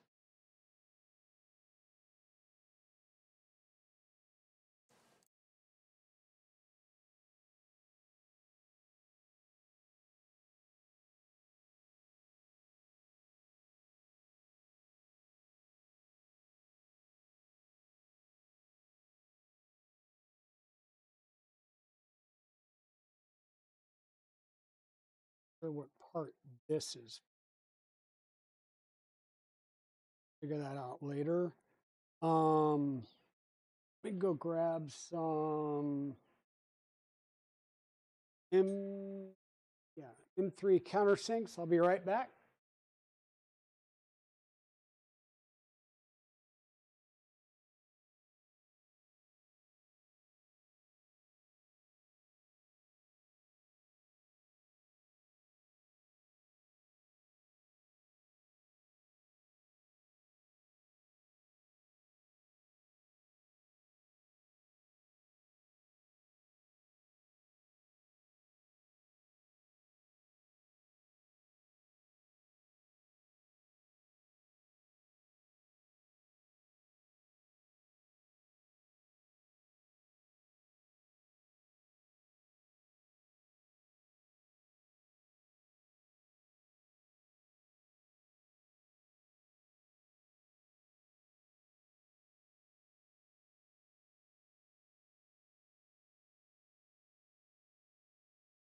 Alrighty. So probably don't need massively long ones. So we'll grab some sixes.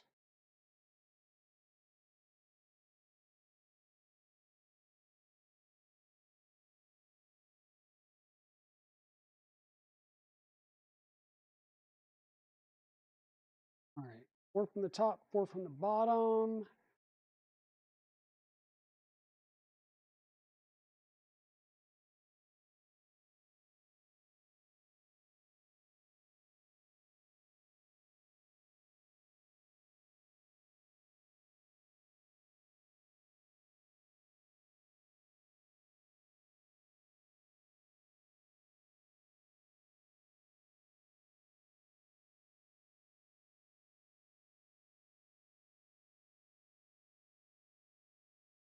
Obviously, some change in the geometry.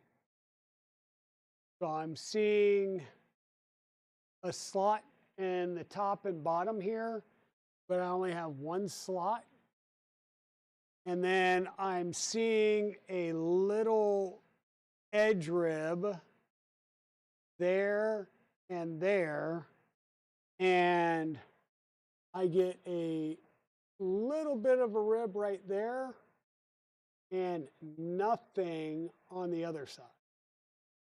So some changes have been made. We'll put it together and we'll find out what doesn't work.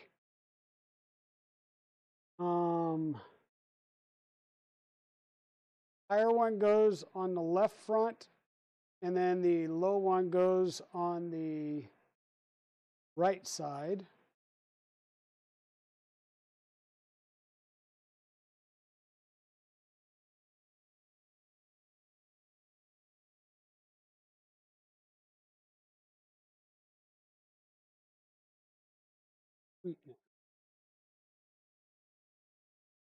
Bottom plate, rounded edge towards the front. Hey, that's got kind of.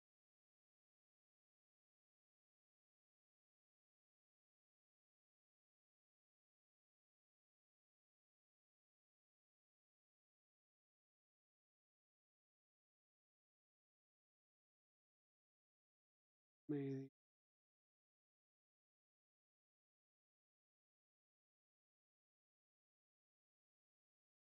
Clear the well.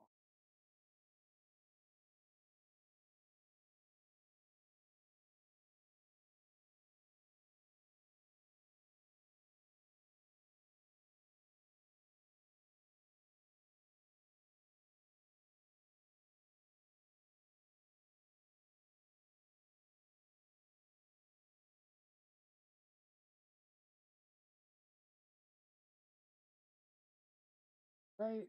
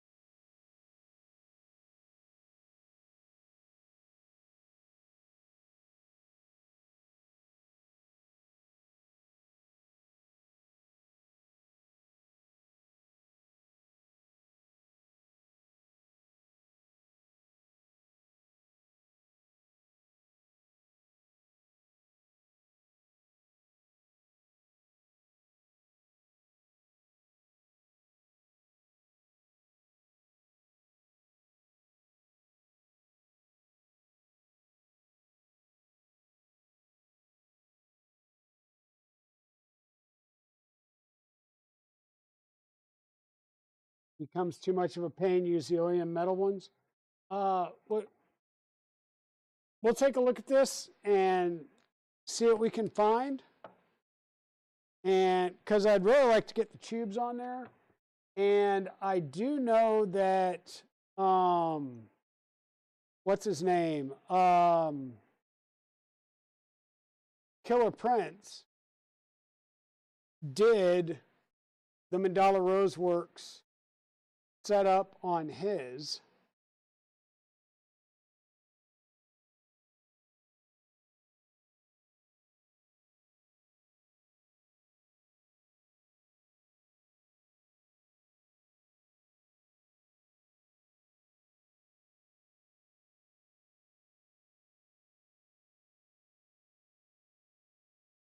It wound up being some type of defining mark, and what I noticed was that there was a difference in the holes on the back and whether one was higher up or lower. And it looks like, looking at the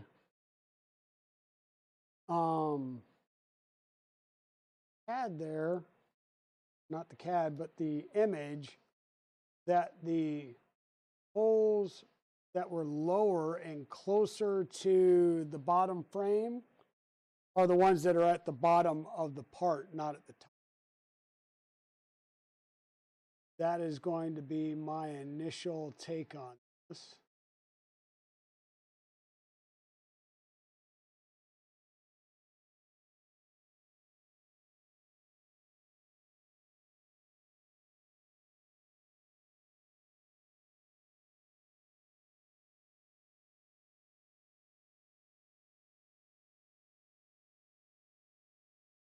That is not even correct.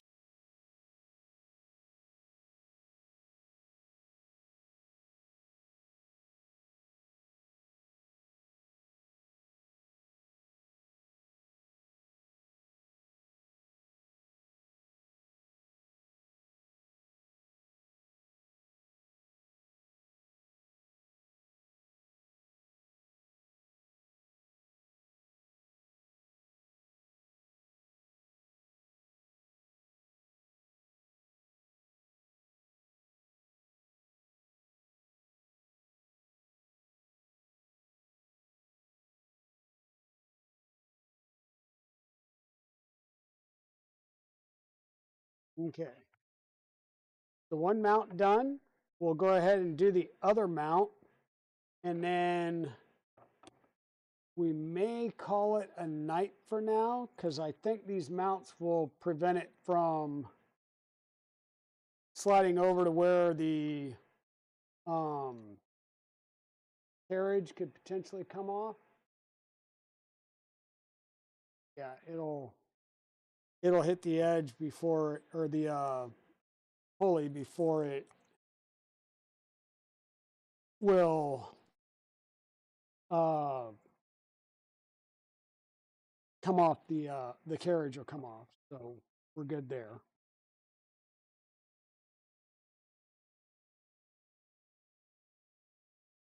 We'll head to.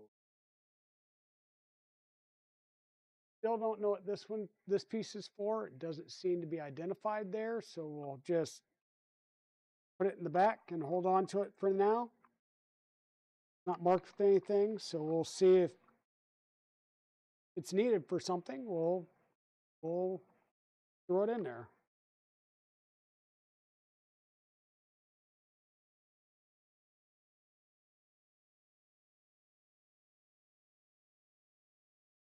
Tube standard top plate. It's always good to make sure that they're going in the same direction. Don't even ask about whether or not, it's possible to put them in the wrong direction.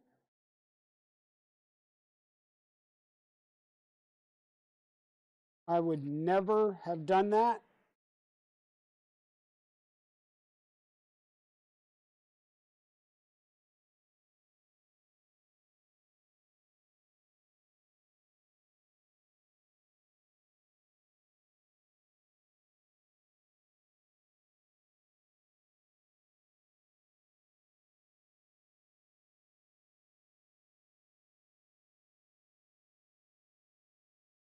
Yeah, I've seen them mounted. I just don't know if it was with this or with if there was like a knockoff or something.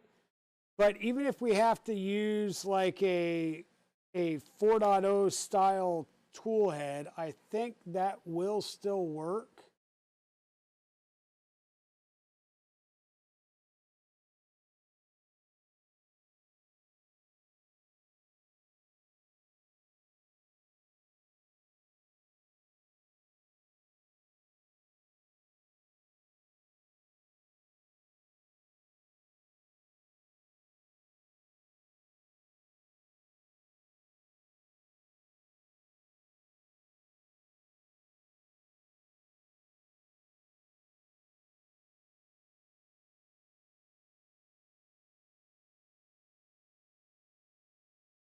The good news is they all tightened up, and that is coming together no gaps, so that's good. Um, Bottom plate, two arms.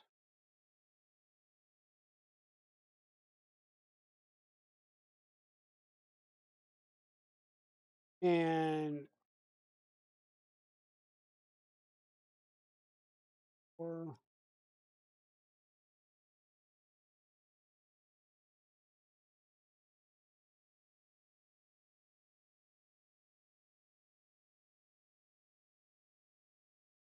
Um, just had a thought, and apparently it was very, very fleeting.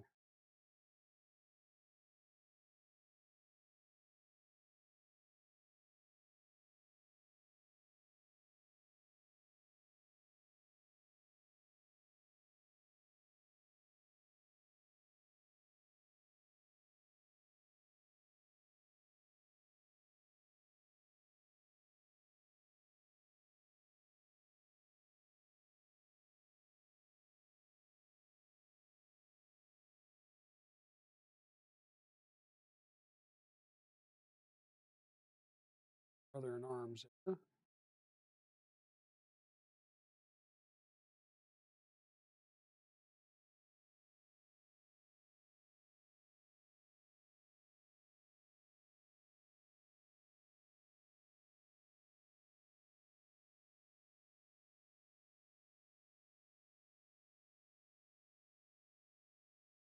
I remember right, the uprights have to be done in the reverse order because of the way the belts run, but I'll double check that.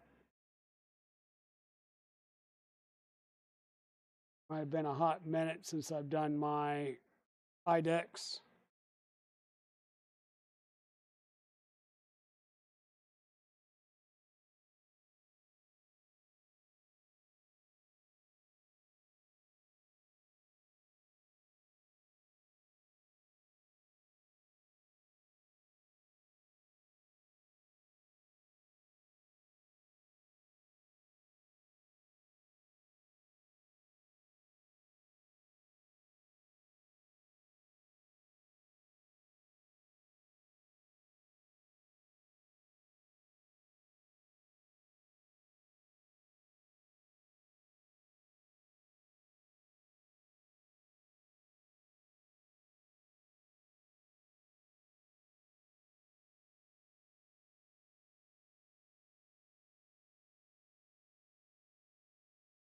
Right.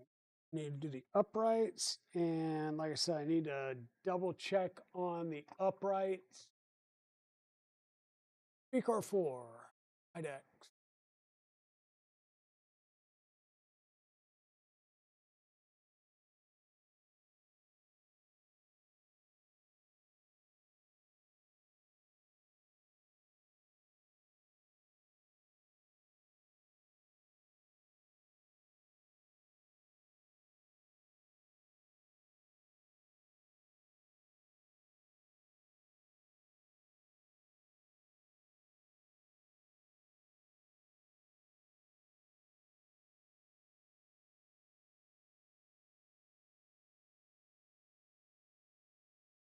Left tool head,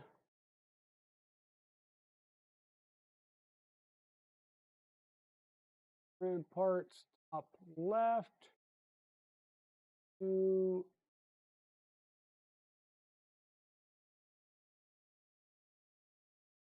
left, back.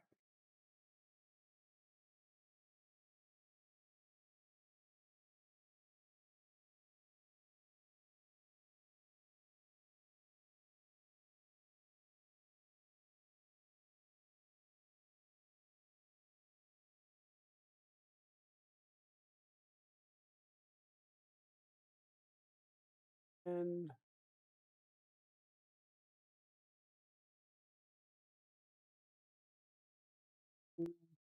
0, stop.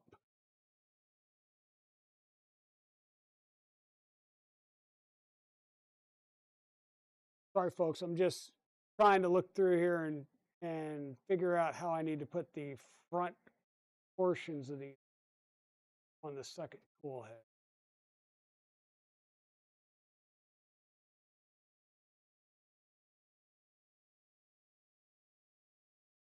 Play. Next plate.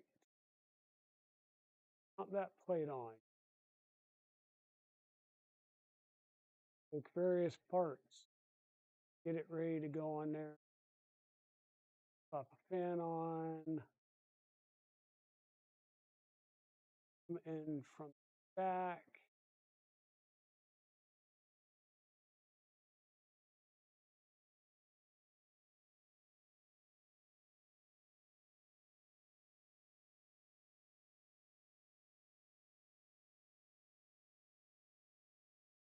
Right tool head mounts to the bottom right.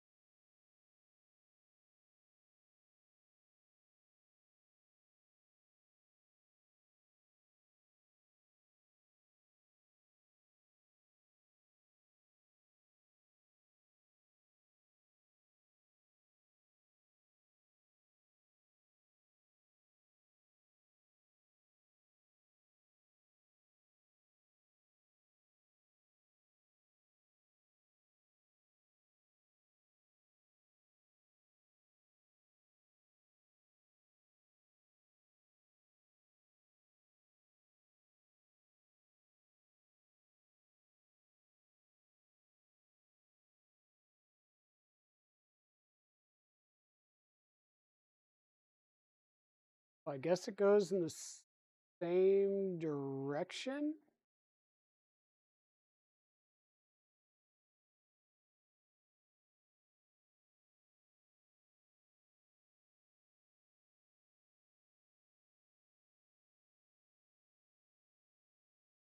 For specific printed parts from Luke that you have to use for index tube on the 4.0, it should be in the tube box. Okay.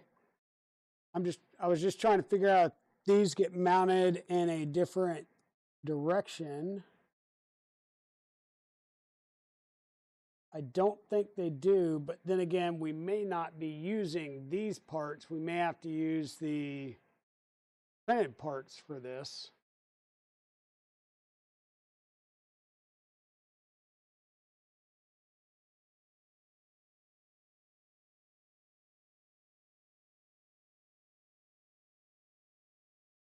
We shall see, though.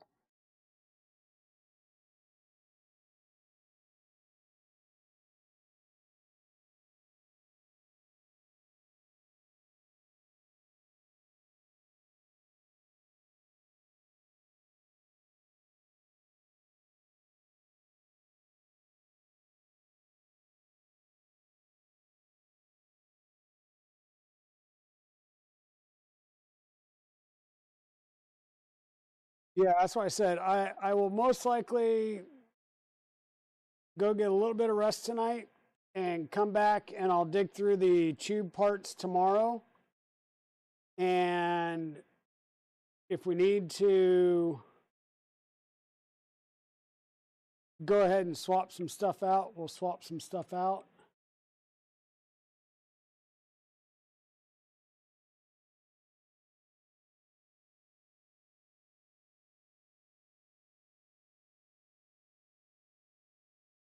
And the stuff that we may need to swap out would be, like I said, we might have to swap out these metal parts for actual printed parts or what have you. So if that's the case, we'll square that in the morning, some point tomorrow.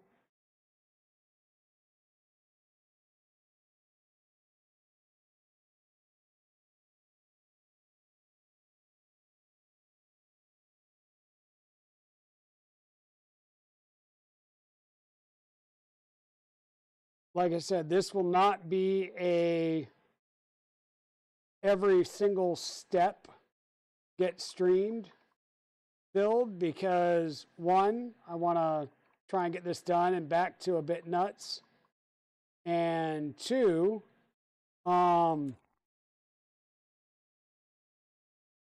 can I put this? I've got another big build coming in, and a few other kind of builds coming in as well. So we'll be basically, I can't let this be a 2-month build.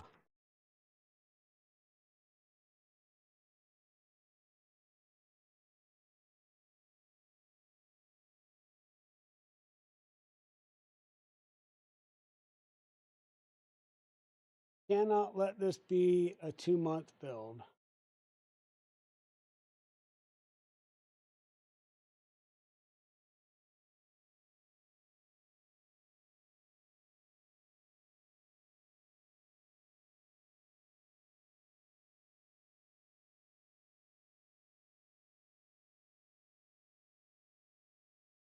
All right. Tube rails are on, or tube XYs are on. Tube base metal parts from Mandala Roseworks are on there. So we will see what else we will need to get these things going.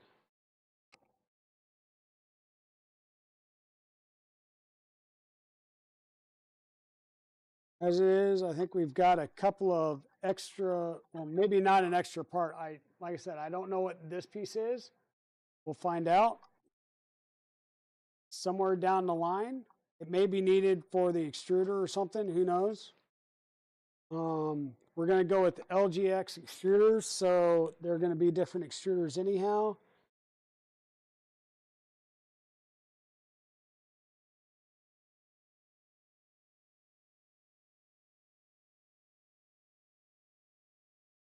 So this is my box of countersunk screws, and somehow I've got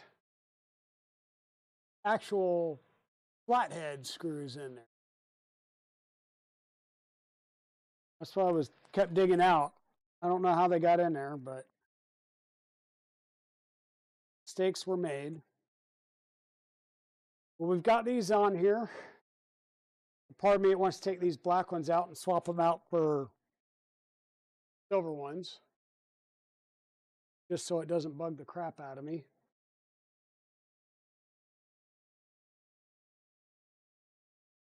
Lord, it's beautiful. Yeah, it's beautiful right now. Like I said, we'll have to see what we need to do. But we'll make her good. How about that? We'll make her good.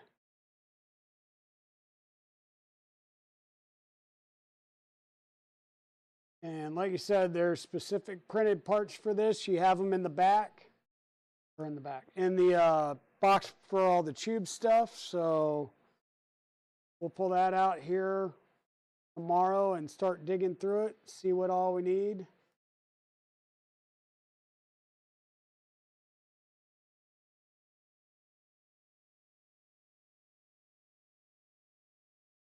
How's it going, Cloud Hammer, Tinker and Techie?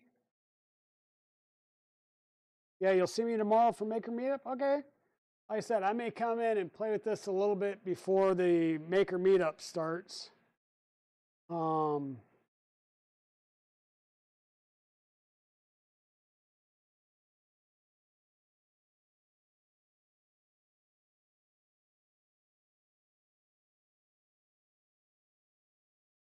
Nest all the boxes back in there to clean it up to make room for everybody coming over. Can't complain? Well, that's good. I mean, you can complain. I just don't know if it'll do you any good at the end of the day. I complain a lot, and Mrs. Dragon doesn't put up with it too much. Yeah, she's put up with a lot. I've been super duper cranky after the Monday night that we had, and Evil Diesel has as well. And he came in, and me and Mrs. Dragon both told him, go away. Like, go home, go away, get some sleep.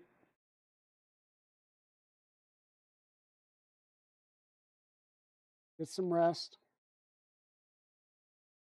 All right, that'll go there. But be looking like a thing of beauty. Come back main bench side.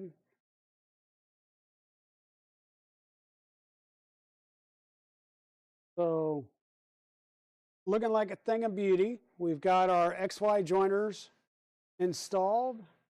We've got our tube stuff installed here. So we're ready for the next step, which would be to start putting on all the plastic bits. The plastic bits, yes, should be in this box. And in this box, stuff back there. Let me go put this away.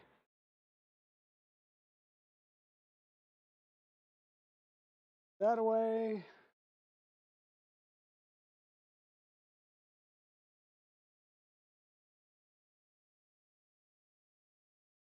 They're revving their engine. We've got our tubes. We've got the titanium shields for the tubes. They're nice. I've got these not on my tube, but on my tube compacts. So these are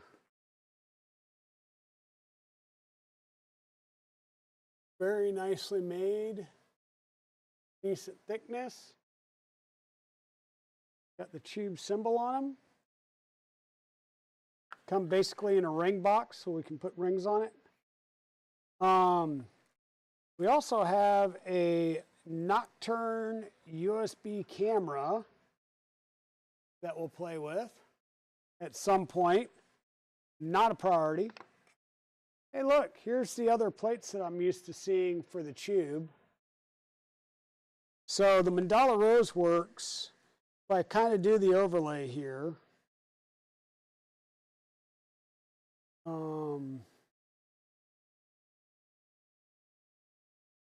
So the mounting holes here,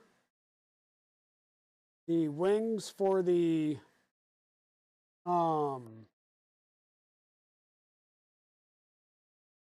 whatchamacallit, for the orbiter would line up, but the holes in the back and the whole fan stuff is going to be different.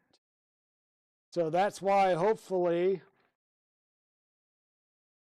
all of our parts over here are going to be proper. So we'll have ducts. We'll have the side pieces for the fans, ducts, rear uprights, which I don't think we would need these anymore because these would not fit the orbitals. So if we do the orbitals, then we wouldn't need that. Here are the front fan pieces. Now my concern are both of these are the exact same. And I think they should be different for the IDEX. My brain says they should be different. I believe these are the LGX mounts.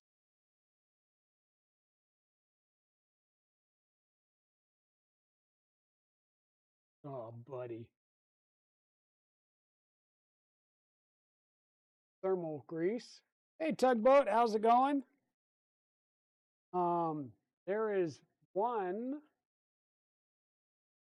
the orbital mount. I'll have to look into that, see what we need to do there. But yeah, now's where we get into some, how do we make this work type of stuff. And did you print these parts out, Abitnutz?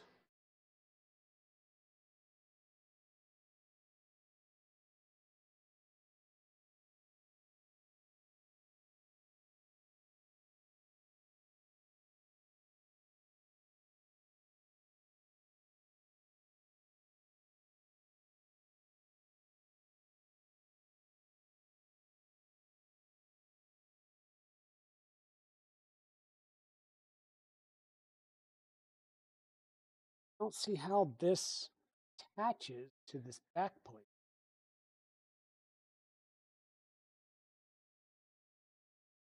That would be the carriage.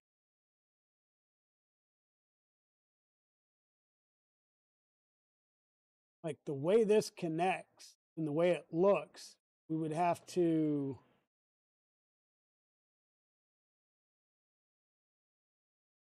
get rid of the back plate, the bottom, and the front in order to use these. Because these look like the standard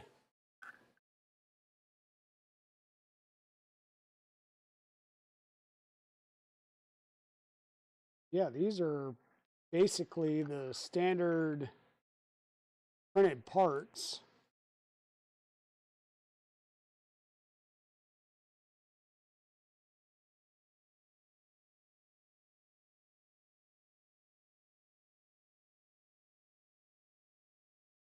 All right, we'll have to look into this. We may wind up having to do some, no, Luke's lab did. I assume he has the files somewhere on his site.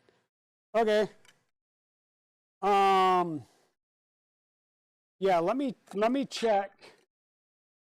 Because these, I'm pretty sure, will fit using these brackets, not the Mandala Roseworks brackets.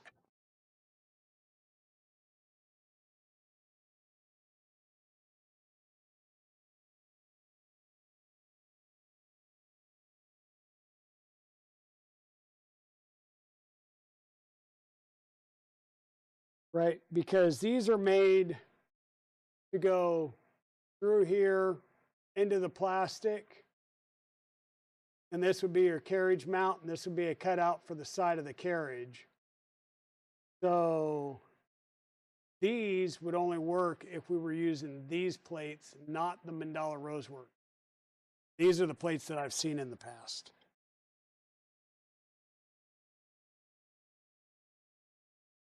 So let me see if we can find files that'll work with the Mandala Rosework tube mount.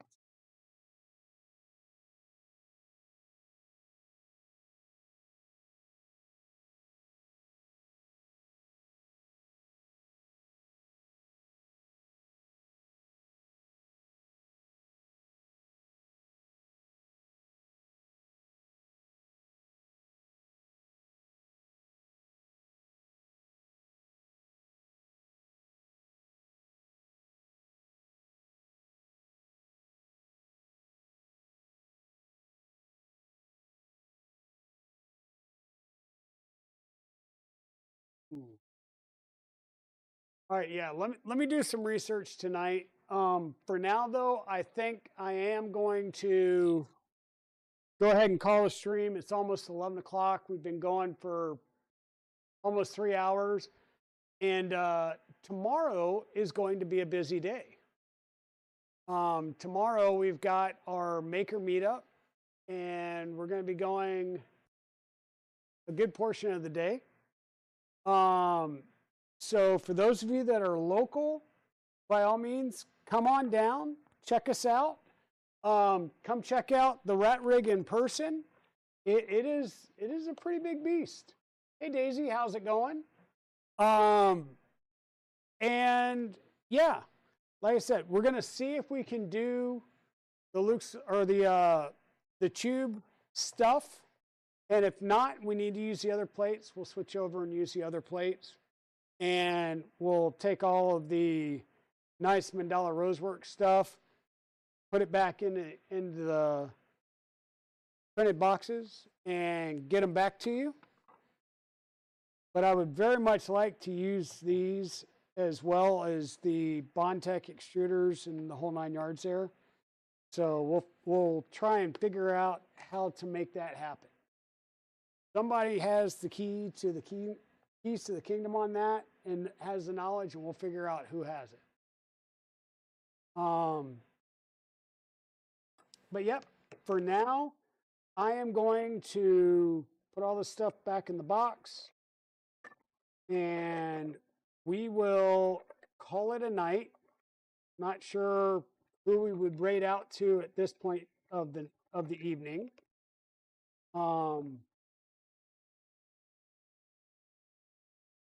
You know what? I don't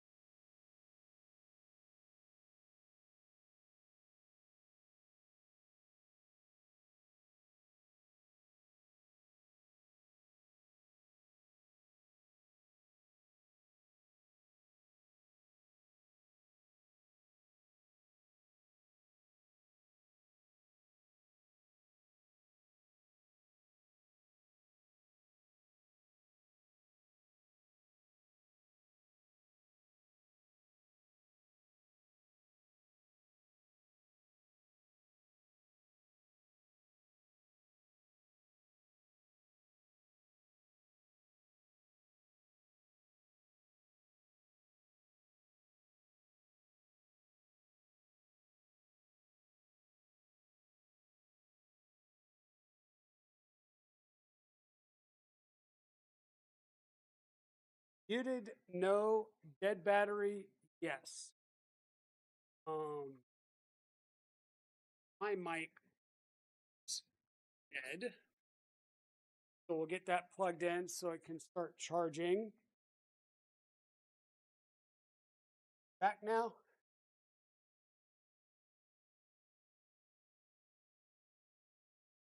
Come back here to the main view. The nice thing with the Omnirello Kraken motors is they all have temperature sensors. Since this will be enclosed, it does have temperature sensors. Let's see, we've got back panel of the electronic box. Another pad which we needed. 400 build plate.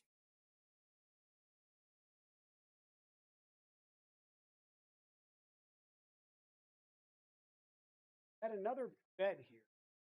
So the bed that's on it, I believe that is standard. Is that a standard RatRig bed that's I have sitting over there, or is that a mandala bed? Because the one that's got the heating element and everything already wired up, have a thermistor, a heat element, and ground. What I'm not seeing on here is the actual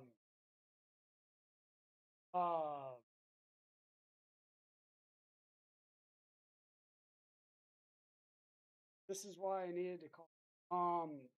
I don't see a thermal fuse. We'll have to add the thermal fuse and work on the bed.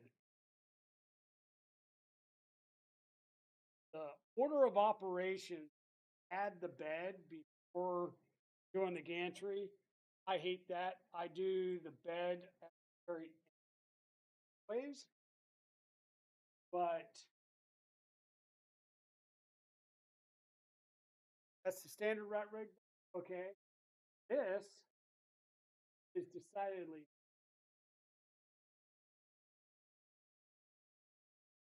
This has the magnet on top of it, and this is what type of bed? Abitnutz. Second bed, and it's already got all the elements and stuff, but this is N2O bed. Yeah, I need to add the thermal. It has the bed. It's got screw holes at the back, and the screw holes that you would add to the screw you would add to the back come the backstop for the build plate. But as you see, we already have the kinematic ball mounts on it. So yes, this will be mounted over there on the printer, and we'll go ahead and work on getting a thermal fuse added to actually. There's some heft here. 1,000-watt heater on this full bed, and funky, not in a bad way, but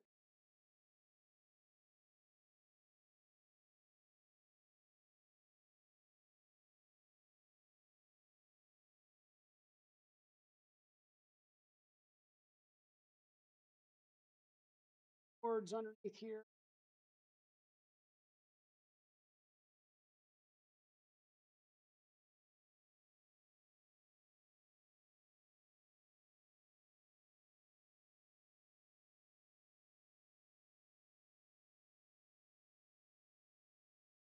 Whatchamacallit, bends and stuff back.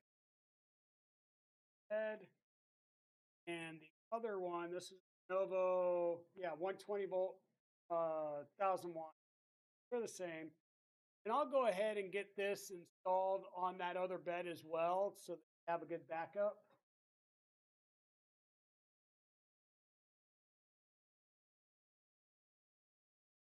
their backup bed setup.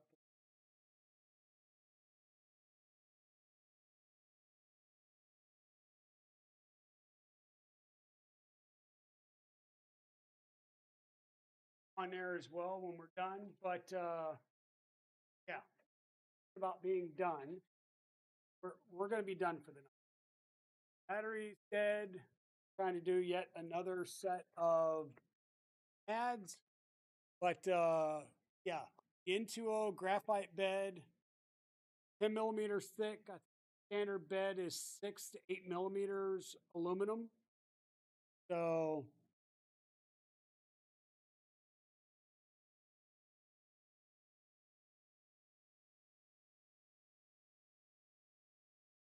yeah, we'll figure that out. Like I said, even if we go to the other tube mounts, the standard plate should work. And it's more of, does that adapter plate that you have for the LGX lights work with the other plate or the standard plate or not? But the standard plate, I'm assuming, should work fine. We'll figure it out. And one way or the other, we will make things work, right? And with that, folks, I am going to bid everybody a good evening, and I will see everybody. Well, if you're in the local area and you come tomorrow, I will see you tomorrow, aka Tinker and Techie.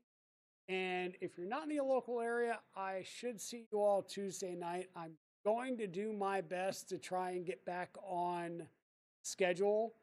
The last couple of streams, I've just been exhausted. Honest to God, it's just I am exhausted. We've got 8 or 9 custom print jobs still going on. A couple of them are requiring, CAD. Some of them are requiring 3D scanning. We're going to wind up going ahead and I think I'm just going to pull the trigger on an Einstar rocket. Sandhills 3D came over with his original Einstar and got us some initial scans of some parts for some trim pieces. They're workable, but I now want to go and get the Einstar rocket and see how much better it does, or if it does better. But yeah, folks, I'm rambling now. I'm sorry. We're going to get out of here. You all have a great night. Thank you for being here. Thank you for supporting me through all of these ventures. And see you tomorrow. I see you tomorrow. Take care. Great night. Bye, all.